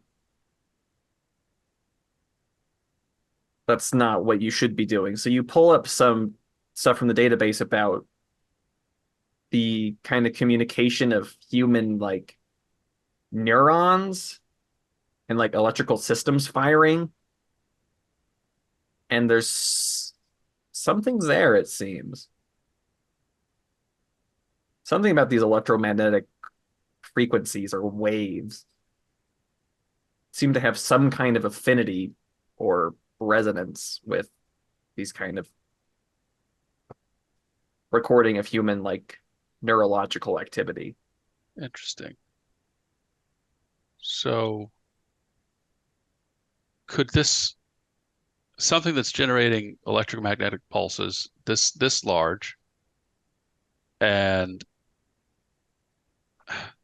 it's like communication within itself. How big is this? Is this really a moon? Or could this thing, we're made of, what is it? You're the biologist, 70-something% water. Yeah. Is this too far-fetched? I believe so. You're suggesting the entire moon is alive? I've got no idea. Maybe those crabs are like blood cells. No. We've never encountered anything that could live, as big as a a planet, but I mean, some people have speculated that Earth itself is a single living organism. We human beings are composed of trillions of different living organisms that all work together in cooperation. So, what a beehive? No individual bee is important. They all function together. So, could the Yes, but the planet hive itself is be not alive. intelligent? Yeah, but it kind of is. You can't have the bees living their lives without the hive. So So the it hive itself facilitates could be, them. well, our body facilitates the bacteria that grow in our stomachs. So, I mean, maybe we're just the bacteria living on a planet. I mean, It's regardless of its size, difficult. whether or not it's the size of this The moon that question would we're be on, is or if the overall spheroid itself was somehow intelligent. I mean, I don't know if we could tell that or not. Most likely it's going to be smaller things in here. That damn little bugger in that jar over there. Uh, I don't mean to call him damn. He's actually this could be a Nobel Prize biology for me if we still give out those sorts of things. But I don't know. I have no answers. It's all now we're in the realm of philosophy. Well, my purpose here is to go down and find the creatures that live here and meet them face to face, but I don't know how I'm supposed to do that if they're entirely encased within ice. So if that thing emerges, we need to be prepared to evacuate, but I'm also curious to see if it doesn't make it all the way to the surface, if they just swim through the ice like other things swim through water. Yeah. You hear one of the pilots gets on the radio and says, hey fellas, that nav beacon you set at that little rock of yours just went dead. Oh shit. Did it blow over? Did it? Fuck if I know. It might have gotten zapped. I went below. Should we set up, Okay. go out there? I remember the pulses were, some of them at least, were coming from behind the ridge, right? Yeah, you said the ridge. That's where I felt the first one. Yeah. Let's just get a different pilot to take us this time. I don't trust that guy. The other guy's going to be laid out for weeks. Yeah. So If you want to go out and do that, I want to try experimenting here. Maybe taking one of the cyborgs and hooking it up, especially the first cyborg, hooking it up to our. I still think I can communicate with it. I think there's something in these electromagnetic pulses that it's transmitting some kind of information that the cyborgs and the androids picking up. We're not picking it up. Maybe if I can translate it through the cyborg, these electromagnetic pulses, maybe I can get something, again, some pattern to this. And maybe I can, send something back. Well, Yeah. yeah, it would be difficult to have a conversation with the thing, but yeah, if you could find a way to send off EMP charges and just see if it causes a response, that'd be very valuable. I'll just pull up and read some Emily Dickinson's to it. Just through a broadcast or something. It's a Well, let's see if I I don't can know. get it through the cyborg itself. Maybe reading it to, if I can get it all hooked up, and if there is some kind of pattern that it is signaling, and again, the cyborgs are picking this up. Yeah, maybe if I send it back, we'll get It's a very response. interesting. Be sure to document your findings. Oh, of course. That's what I'm gonna try to do. okay, so you're experimenting with cyborgs. In this way. What else is everybody doing? Who's going out to So Bubel, you're going back out there. Hoyt will go out. Hoyt's going out there. I need to see if I can find a way to figure out if something is melting its way up towards us underneath the station. I'm suspecting that it might be. So whatever, a geological sonar or a... Yeah, so you're using the device that Hoyt has set up out there to monitor it. Okay. And as you're going, again, that Bob's, as you've called it, is still just, it has not moved since you it put it hasn't in moved. that beaker. I'm gonna set up a small camera on it to see if with a time display, so that if we get an electromagnetic pulse, if it reacts to it as well. You know, that sort of thing, correlation. Okay. Other than that, I'm fascinated and a little terrified. So you can get some stress if you would like. Okay, I'll what did 1d4? Yeah. Where did I put my 1d4?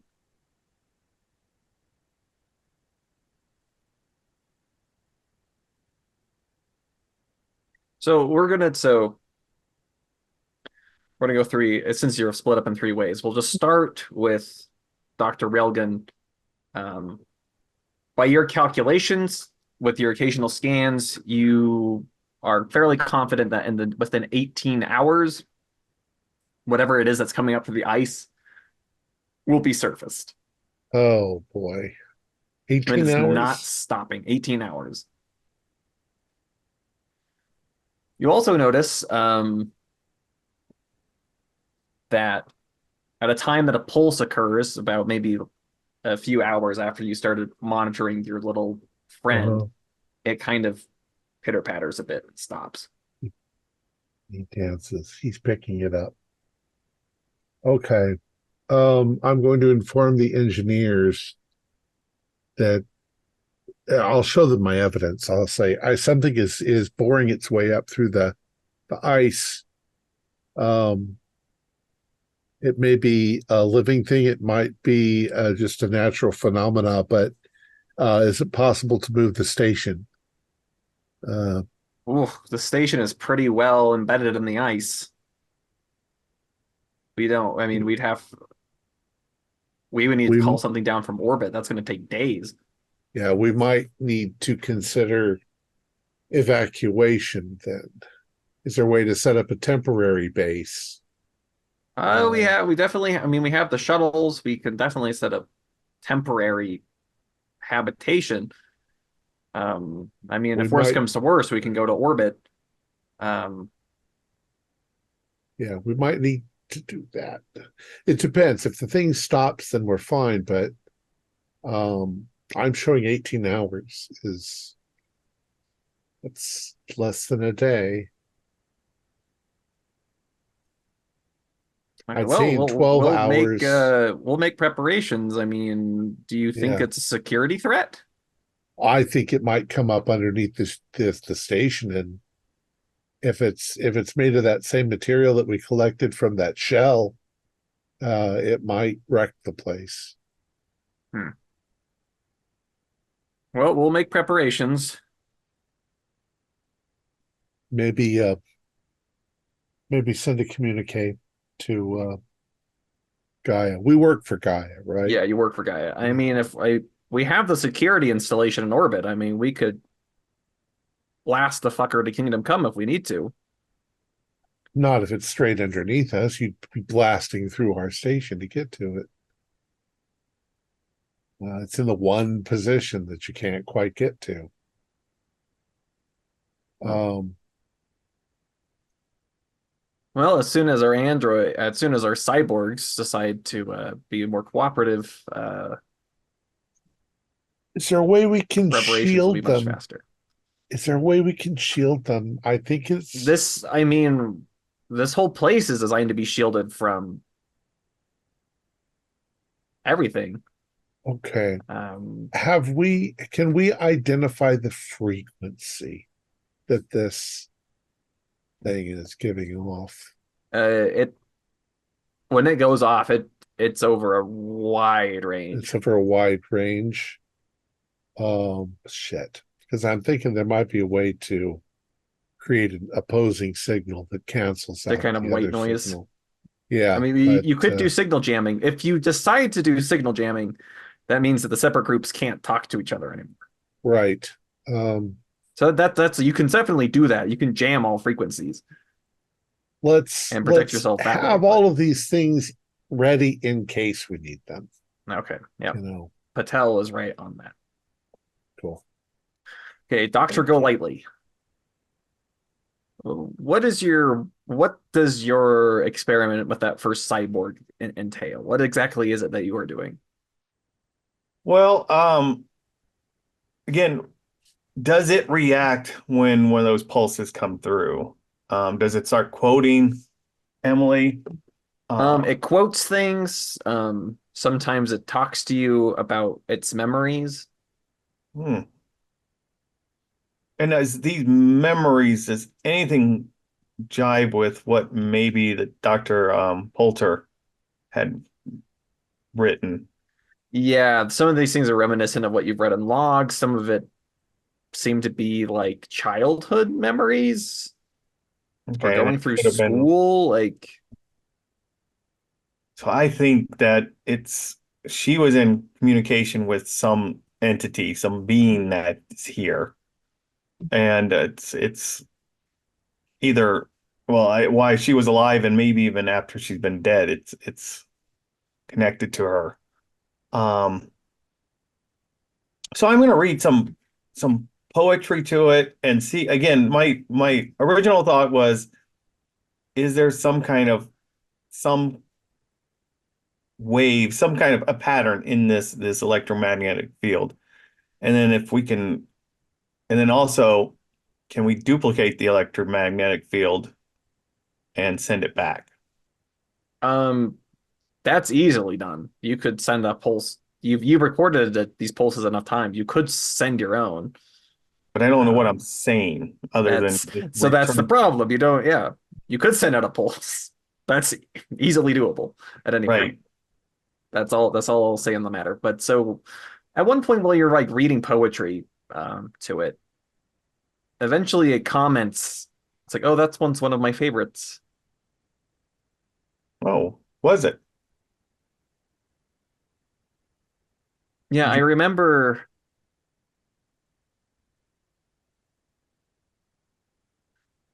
I remember when Samantha first brought that book home and gave it to me. No, it was one of Samantha's. Was she one of her favorites? Now Samantha always tried to get me to read more. Hmm, that is fascinating. Um, do you remember your time on this? Do you remember talking to something here? I remember thinking that this place was so familiar. It was like a marble I had. Hmm. It was just it was like coming home. I loved it here. Oh, you felt comfortable in the solitude. No, it's not really solitude. There's plenty of company just below your feet. Multiple beings, It watches though. multiple voices. Do you have the Yeah, feeling that you're something's being watching us. watched? I'm getting that feeling right now that we're being watched, that we're being constantly watched now. Does it want to, what does it want? I don't know. Ask it, not me. How should I know what it wants?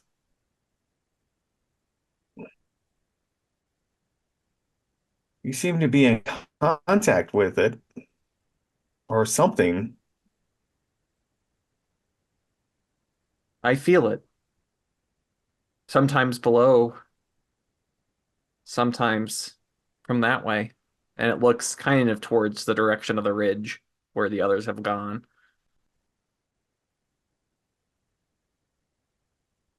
Do you have feelings? Is it angry? Is it sad? Is it lonely? Is it happy? Sometimes it's the funeral. Sometimes it's pleasant. Mostly, though, I don't like it. It watches. Being watched. I don't like being watched. Do you? Not particularly, but sometimes it's comforting to know that something's watching you, Hmm. especially if it's not an evil force.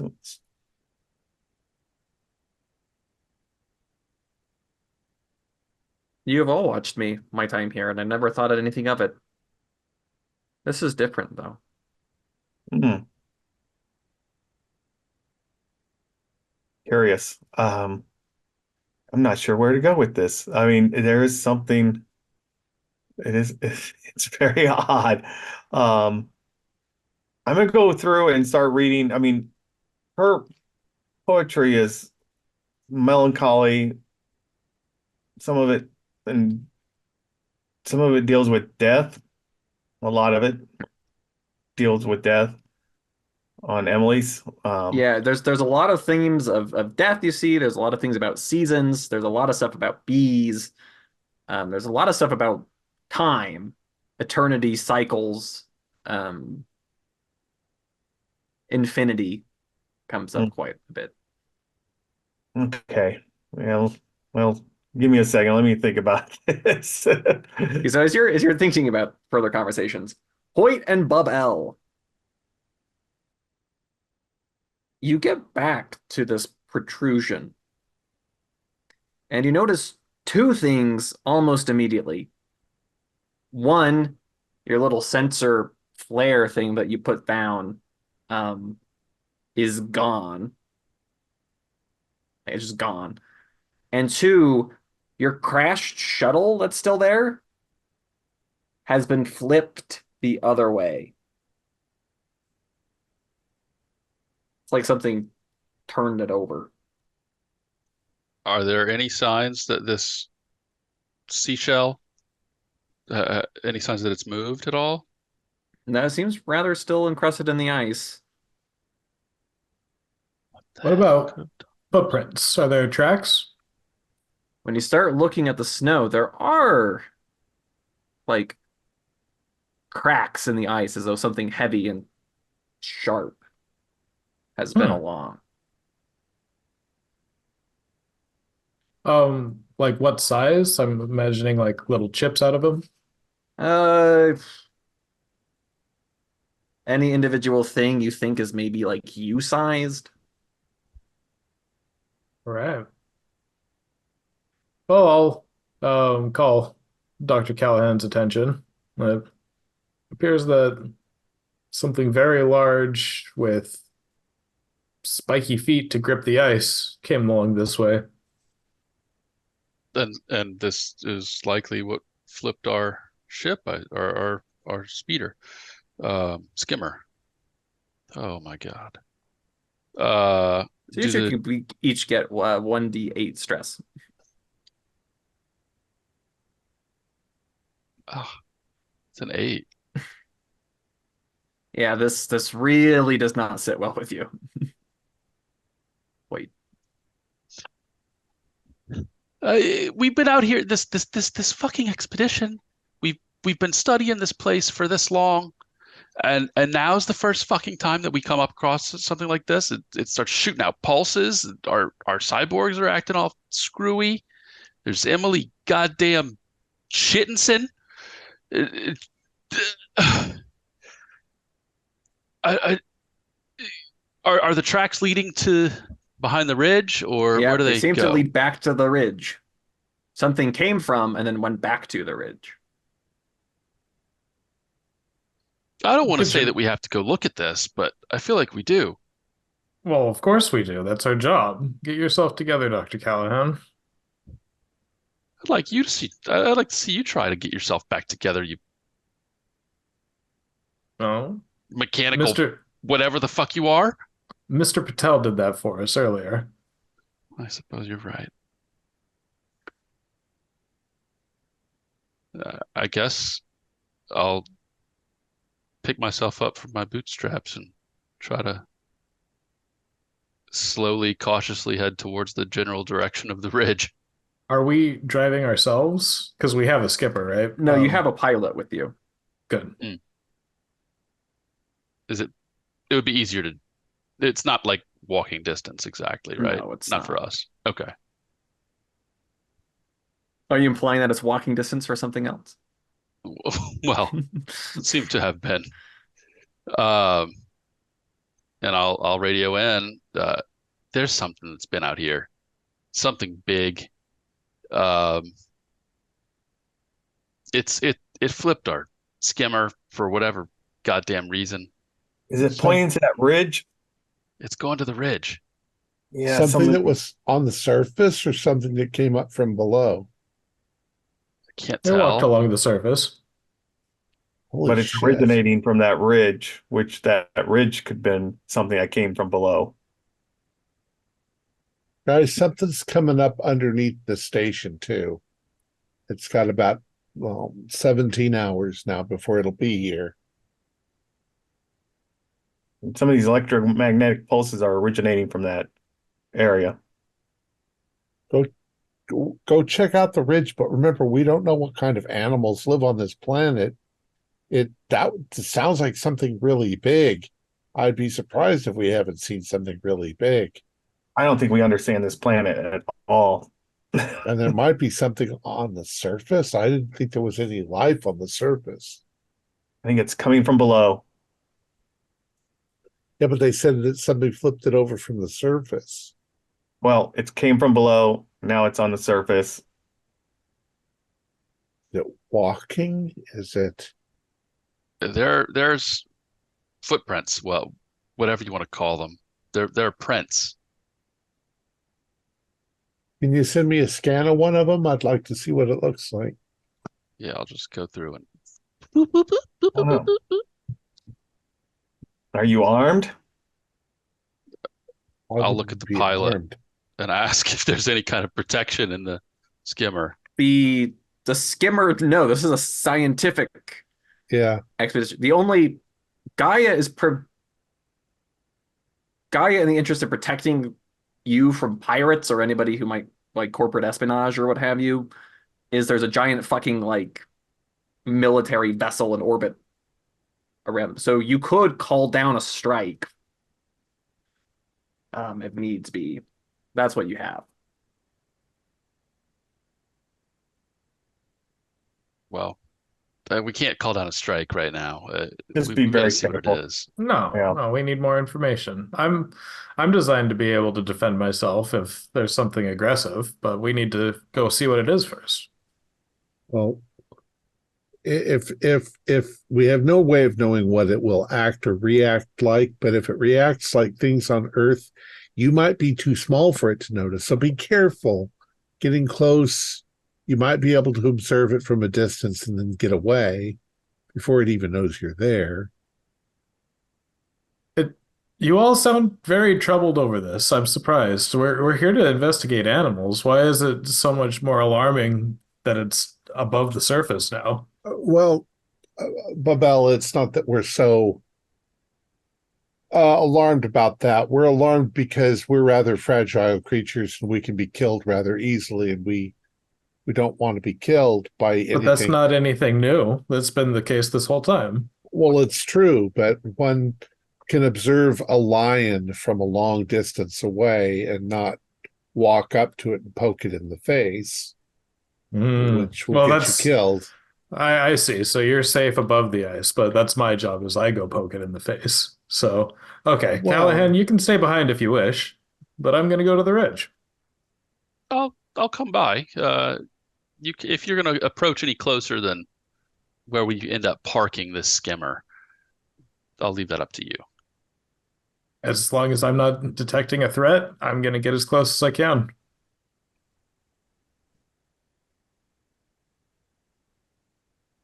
Okay, so Remember, you Pavel, take you are a valuable piece of equipment too, so we can't afford to lose you. Oh, just Gaia will recover my memory banks.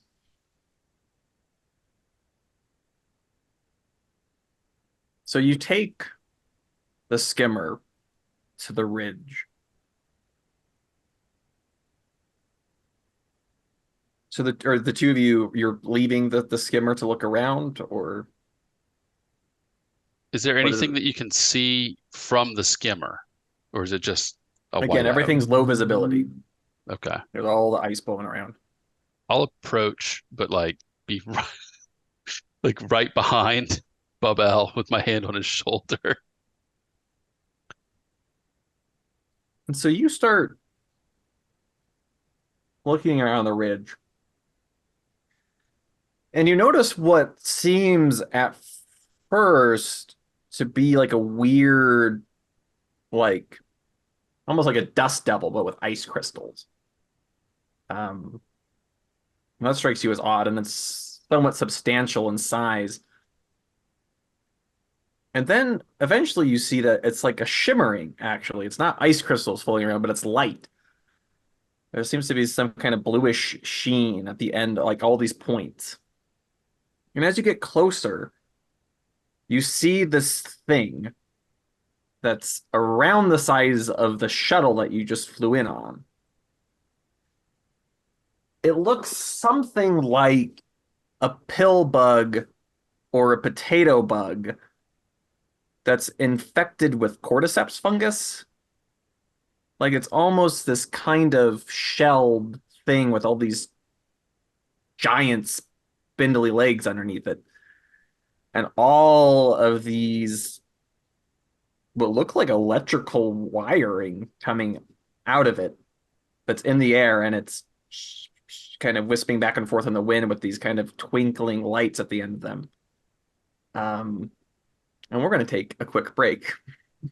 Nice. Excellent. 5 minutes later. Okay, yeah, so you see this thing, and something about it just strikes you as cybernetic, like it's these alien biological things from this ocean, but it's also metallic or electric or something. And it's just not moving, but all of these kind of wispy tendril things coming off of it, but the lights at the end of them are all waving around in the wind. So you can both make panic tests for me, seeing this thing. We want to be above stress. Yeah, you want to roll above your stress. All right, I passed. So it's 2d10, you add them together, you want it to be above your stress. I rolled an 11. I rolled a 5, which is That doesn't sound wait, good. a 0 is 10. It's 10, yeah. Okay, Oh, okay. out of 14. I still rolled below my stress, so Okay, yeah. That's how we unfortunate. say in the business, not good. So roll 1d20 for me. Or just a 2d10 and add them together. I got a d20. 7. 7. Okay.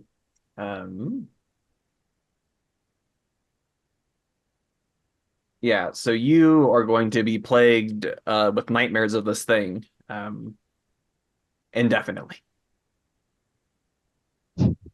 Wonderful. What is it's impossible. I've never seen something like this before. It's horrifying.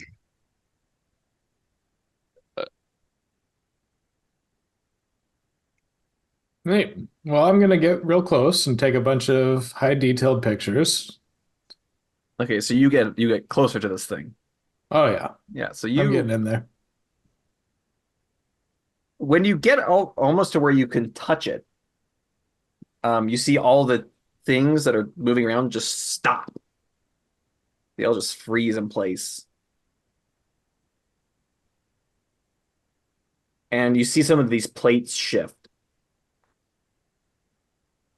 and these stalks that kind of end in these kind of bulbous black spheres start to emerge and bend towards you. Okay. They don't touch you, but they bend towards you.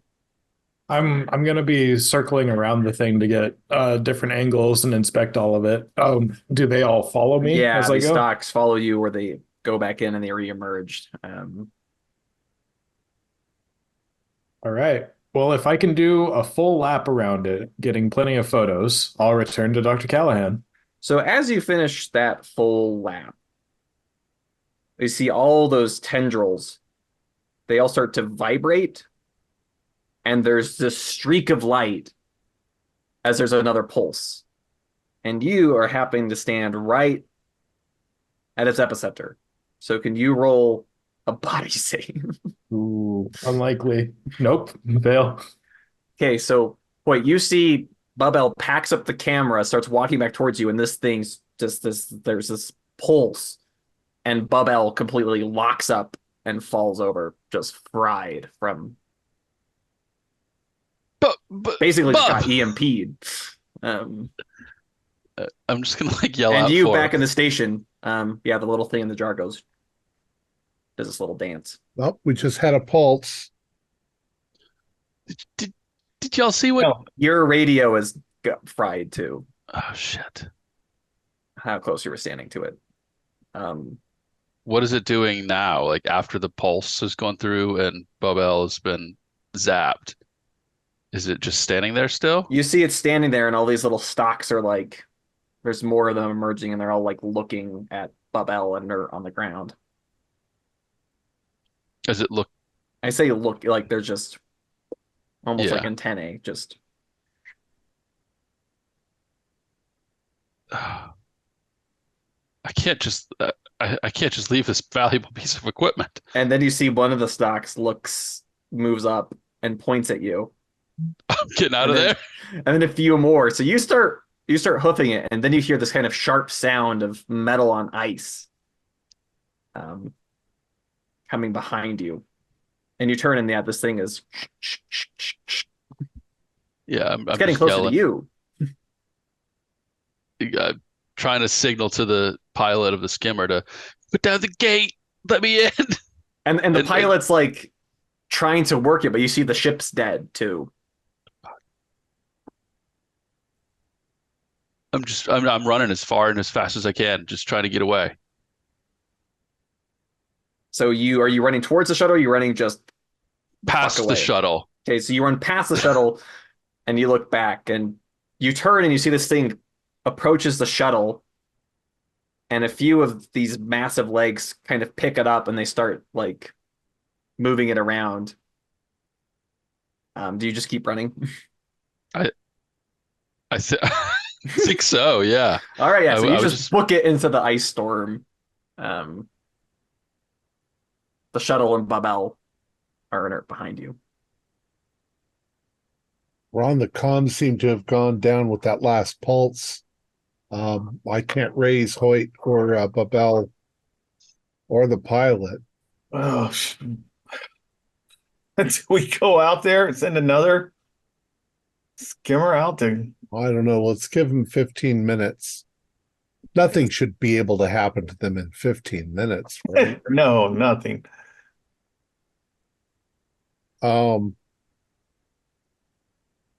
It knocked out our systems too. It was pretty powerful. I don't know if the thing getting closer to us down below or if Oh, the I thing. suspect it is. I don't have any. I mean, I'm not really making any headway with it on this end. I don't see a pattern in the electromagnetic pulses, or I can see that they were about to transmit, or maybe they were partly transmitting some photographs, but corrupted data is all I've got. we didn't get anything through. Well, there's a partial image here. And you look at the partial image, and it is of this thing. really hard to It's understand. kind What of is that? blurry. Yeah, Um, looks like Mecha of some sort. What is that? What's that? I I don't know. I can't really tell from this, We could, but something's surfaced. enhance grid 319924. Yeah. Can we clean it up? No, that's that was right when the pulse happened. Oh, Jesus Christ. What is this all about?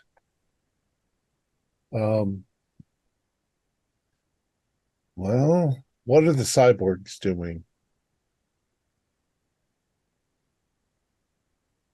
at this point, the cyborgs have various reactions. One of them speaks to you very matter-of-factly in a way that's reminiscent of Bub L. In fact, one of them remarks, "How did I get back here?" What in the world? Back where?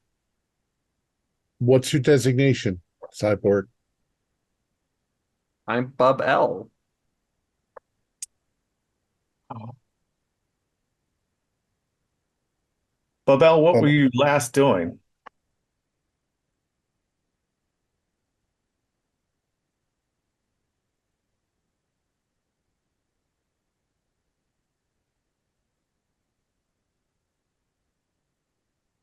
He's not going to answer, I guess. I was with Dr. Callahan. We were going to the ridge. And then what happened? Behind you in the same voice is, oh, then we saw an ice storm. There was a blizzard. It was swirling. Behind. Yeah, a different one is speaking. Oh, a different cyborg is speaking. Oh, are you in fact Babel? So the five closest ones, do you all say yes? Uh-oh. Scattered his programming. Babel, there was an electromagnetic pulse. Your system seems to have been transmitted through the I don't know, through the pulse to all of the cyborgs. Can you do a body awareness? You see that you are in multiple bodies. What happened to Hoyt? So I stand around doing the Spider-Man pointing at himself for a little bit. It takes me some time to get together. You can get 2d10 stress and then make a panic test. Okay. Ooh, dang, that's adding 15. It's 2d10 or under. I'm at 20. So that's just not a hope you fail, roll right? 20. Yeah. No, roll 20. Robots, androids, 14. All right, yeah. So yeah, roll 1d20 for me. All right. 16. 16 is rage. Yeah. This, I mean, at least a couple of them. You have to reduce. You have to reduce you belong in one body. Yeah. So Dr. Ilgan and Dr. Golightly, you watch as these five cyborgs start tearing each other apart. There can only be one. There can be only one. Oh no. Patel. So the two of you could gain some stress. Yeah. Yeah, I just immediately imagined like all five of them having slightly different reactions, and one of them at least for sure would One of be I them need to has turn on them before the others. So yeah, eventually one emerges heavily damaged but alive Mhm.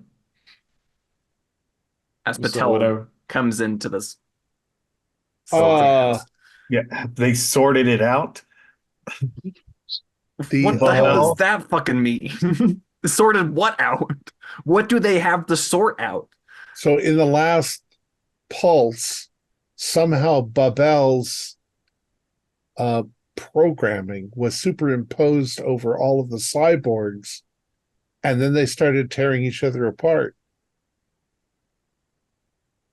Yes. Patel, I'm in need of repairs again, but my previous Mhm. body is out in the wastes. It must be recovered. I'll I'll get right on that. I'll get right on those repairs. Just you hold very still, Yeah. and he So shuts you off. no.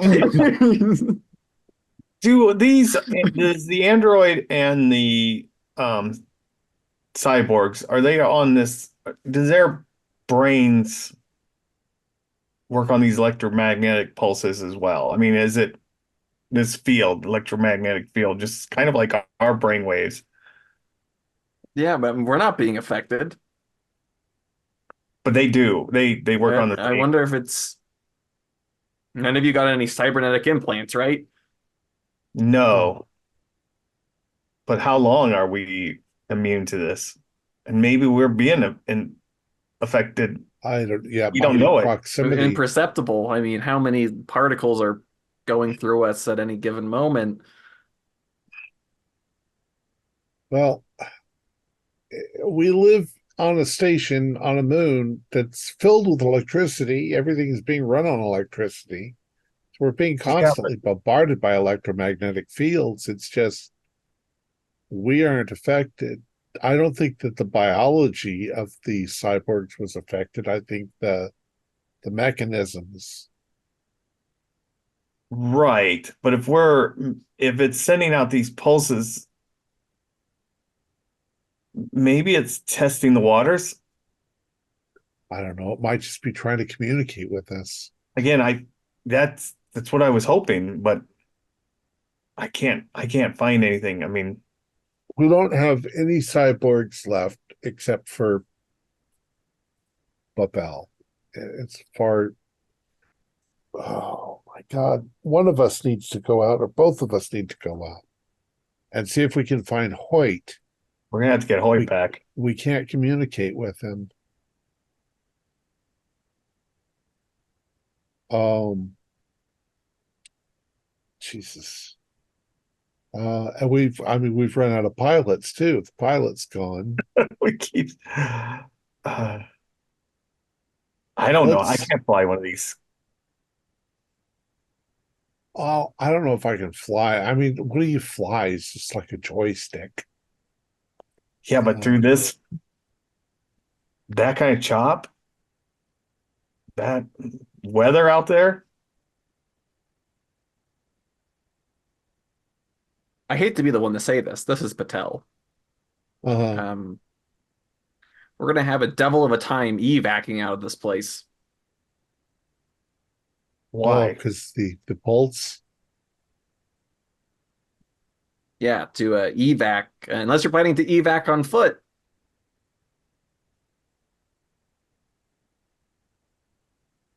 How far is the bridge? How far did you?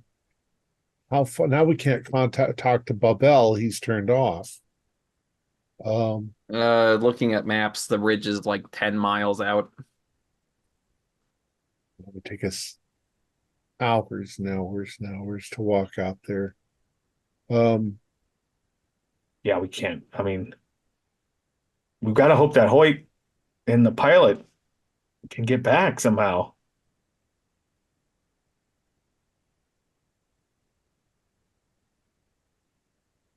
I mean, So do we Hoyt, have any? Yeah.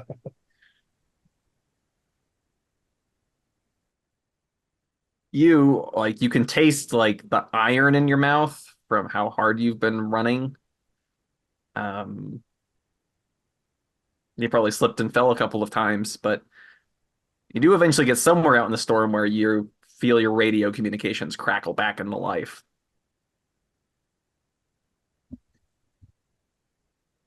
Can you hear me? Is anybody there? Hello? Oh, we're getting some static. Hoyt, is that Hoyt? you? Yeah. Who else would it be? Uh, it's me. It's there was this thing out there. It's huge. It picked up the skimmer.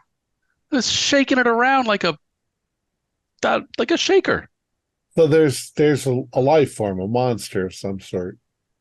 I It's a life form. Yeah, it's some kind of alien thing.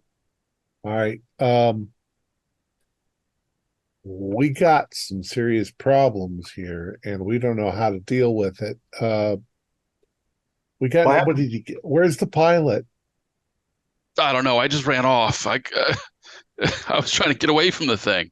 I could probably maybe follow my footsteps if they haven't filled back up with snow yet. What's your encounter suit levels? How long can you survive in that? I'll flip open my little Buzz Lightyear wrist thing and look at it. Roll 1d8 for me, please. Let's see. A 2? Yeah, you have 2 hours of oxygen left. You've burned through quite a lot of it. I've been Oh, running for a while. I've got 2 hours. well, it's time then to make your peace with God because I don't know how we're gonna get out there to you. What the fuck are you saying to me, man? Are you telling me I'm gonna fucking die out here? Did you roll He's another just giving up on test? There's got to be a way. Maybe we can get another. Is there another skimmer? Go to Patel. Is there? Yeah, there's Look, do you have any flares? there are more skimmers than pilots because you want to roll 1d20 for me again? Do you have any flares? What are you about to do? Tell me to take it, shove it up my ass? No, we're gonna try to get out there, but we don't know where you are. I got a 5. 5. Yeah, we're just coward.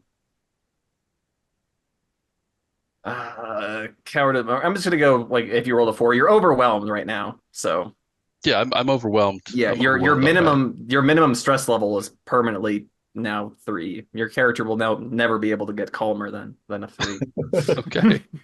We're in a pretty pickle now. Oh God, what are we gonna do? Nuke it from orbit and, and be done with it. I mean, you Patel, say that.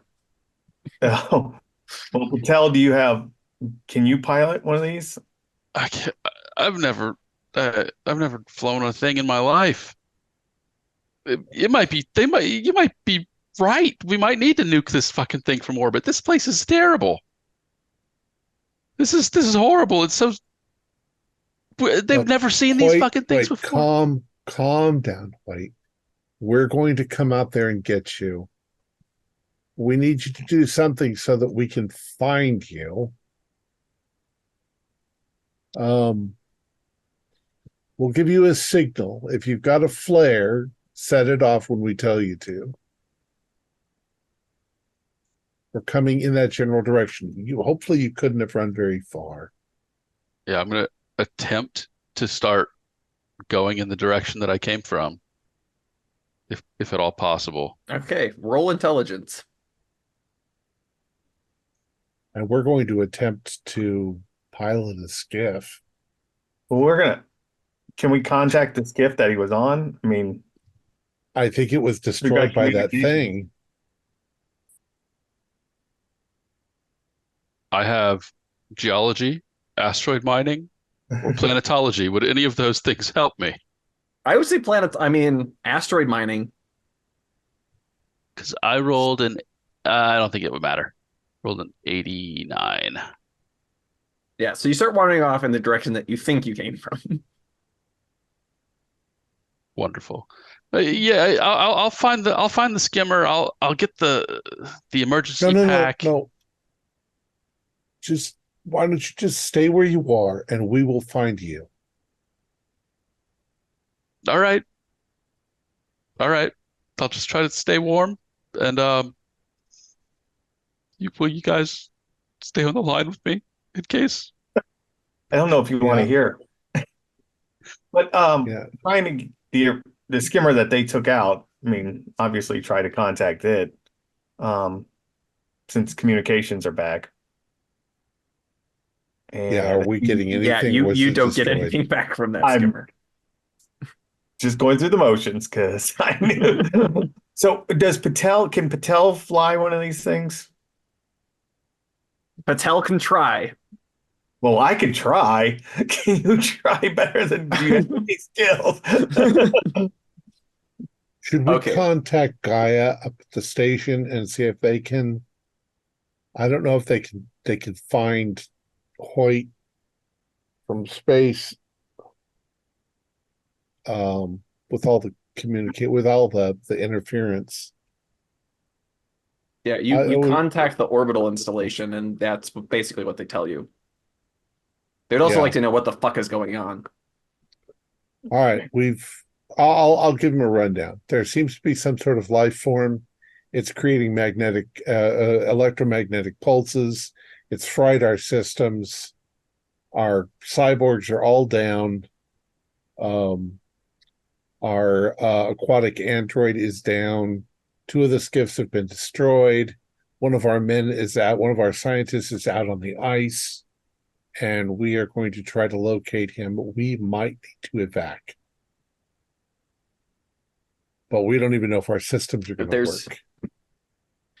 Stand by. And there's a pause, a very uncomfortably long pause.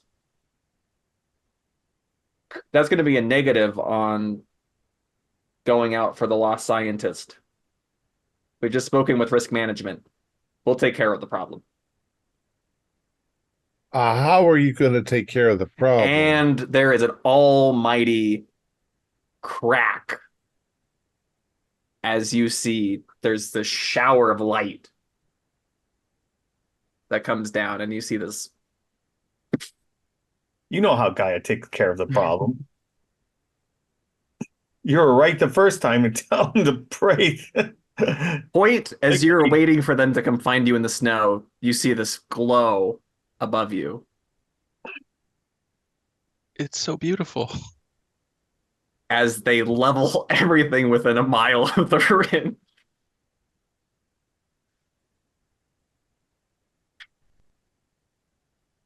I deserved it. Are we working for the bad guys? Holy shit. Working for the company that doesn't care about us. Well, please be advised, Marines will sweep the area. There is some large life form 10 miles ridgewise from here. Yeah, we'll give best description that we've got. And what are we here for? I thought we were here to, examine this new life forms. I mean, you don't just destroy the life forms because it killed a few. I'm turning Bubel back on. Yeah, I'll turn it back on. Bubel, what can you tell us about what you saw? It was crustacean, fungal, cybernetic. Cybernetic. Yeah. We need to recover my original body. It has all the research. That's not gonna happen. Just what? You're afraid? This body is hardly suitable. That body's gone. Cybernetic, I mean, we're not talking about animals anymore. This is intelligent life that Is Gaia up to something here? Are they aware of that thing? I don't And know. they didn't tell us about it because I don't know why they would have us down here researching it.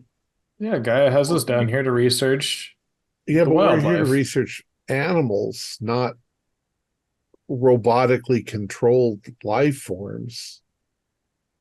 Are they trying to do something here? Babel, uh, can you scan through your memory and see if there's anything about any of the cybernetics that seemed uh cataloged or familiar? Something Gaia would have built, like For a some big Gaia reason, you logo. don't have access to all that information anymore. Hmm. No, I'm supposed to pick up boxes and move them down the hall. Oh, And and I liked it when my sister used to braid my hair. Her name was Samantha. Mm. Yeah, it's picking up all these little. I mean, that's all from Dr. Poulter. Ron, were you in communication with the Poulter woman?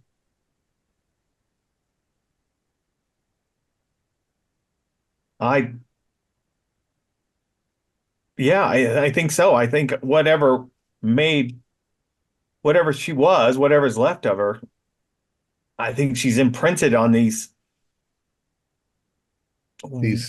these beings that things, are here. I mean, they're sentient life forms that can create that have technologies comparable, if not surpass us. They must live under the ice. we And we're have about to meet, if we stay here, we're about to meet them. Or at least those Marines that have been sent down are going to meet the something. thing is that if Gaia's been up to some shenanigans here, we're expendable. They'll get rid of us. Can't really do much. But I don't see why Gaia would have. I mean, this was happening when Dr. Poulter was here, what, 150, 200 years ago. And they took over her experiments.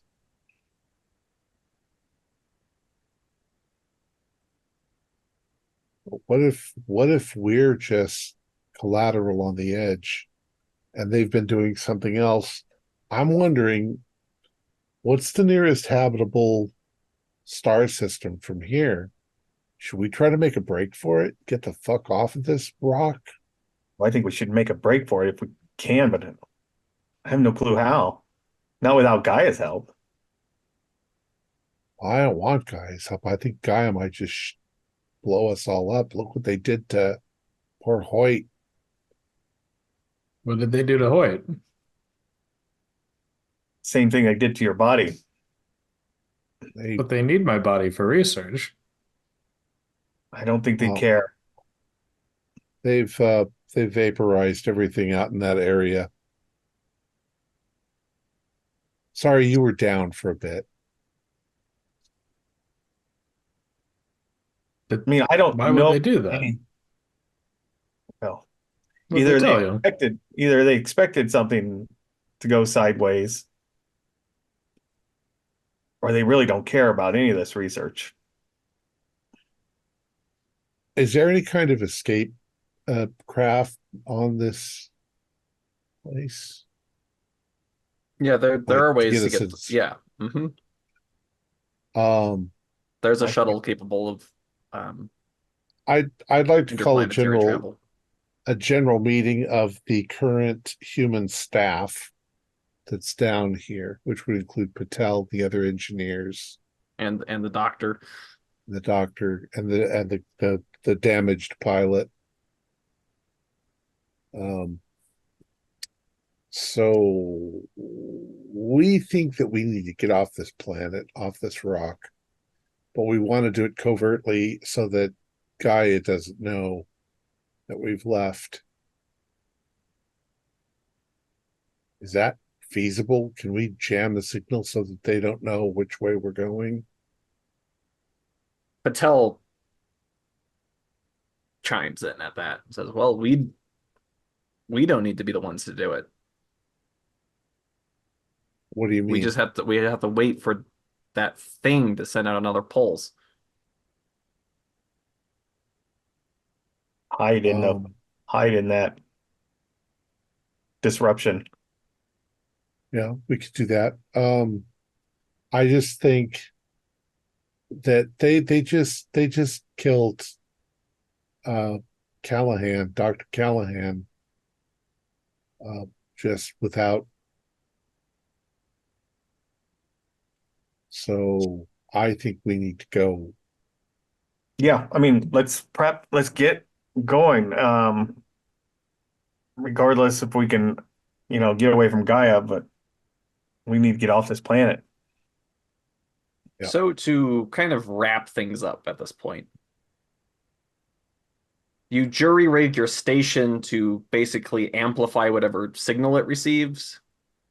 The next thing, the thing coming up from the ice sends out a pulse. You amplify it, that scatters everything, and you make your getaway.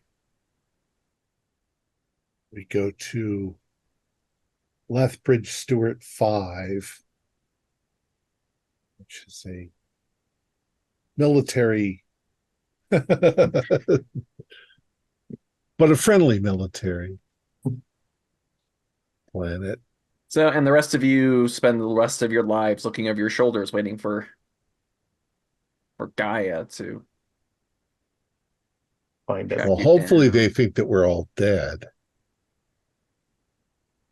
Was the station destroyed at 18 hours when the thing arrived? No, it would not have been. Just another. So here's what was going on. Okay, yeah. Since Dr. Poulter's arrival, there are intelligent entities, alien things that live below the ice, which you surmised. Um, and with your little probing at that little one, they operate off of electromagnetism as their primary sense perception and communication. So, as you have been developing probes and eventually Bub L to try to go find out what the hell's under the ice, they've been spending all that time trying to devise a probe to figure out what's above the ice because they don't know what's above them.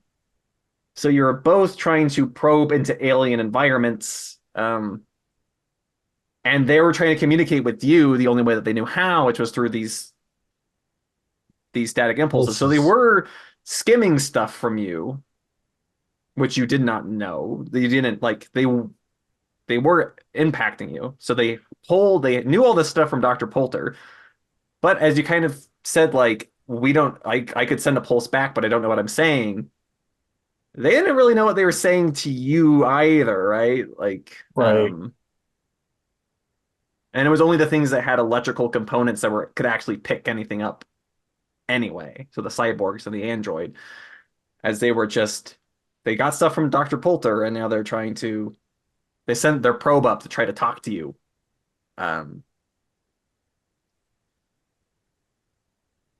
Is the But communicating with aliens is damn near impossible Yeah. from both ends. So Cool. what exactly they wanted from you, or what they were just you were So sending probes to them, and they were sending probes. They started to send probes back the other way. was Gaia aware of any of this, or So, Gaia, from looking at what happened to Poulter, thought something was going on the planet. So they basically just been waiting. And if you recall an earlier scenario of mine, there was a particular thing that they buried that scattered brainwaves and things. So this is the origin. So I was thinking about kind of the origins of that technology, like where that would have come from. So it's a cool, interesting idea. And then also I've been reading a lot of philosophy and things that and like literary theory about science fiction that talks about, aliens or, those sorts of things. So I've been thinking a lot about alien communications situations and yeah, I like this I like to scenario think kind of of coalesced sorry. from a bunch of different things. Well, what Yeah, was the story? The movie Solaris, was it? Yeah, Solaris with the where the planet is kind of like It's trying to communicate. mhm, It drives everybody on the station insane insane. except for the one guy. Mhm. Yeah, it's interesting. All right. Our players included Chance Wooten, Kaylin McDowell, Thomas Grooms, and myself, with Morgan Llewellyn as the warden. We have a Discord server where you can chat with other members, you can set up private games, and you can learn the finer arts of gameplay and game mastering. We provide audio-only versions of our shows free for you to download from Spotify, Podbean, or iTunes. Support for the show is provided by our patrons who are listed in the closing credits. If you would like to show us your appreciation, please visit our Patreon page listed in the description, or you can use the thanks button just below the screen. Like, share, and subscribe to our channel, and punch the bell icon for updates on our latest shows, and leave us some comments. We enjoy reading them and answer any questions you might have. This is Thom Raley, together with all the members of our gaming club, inviting you to journey with us once again into the darkness for another adventure into the strange and terrifying Mothership role-playing game. Until next time, good luck and good gaming.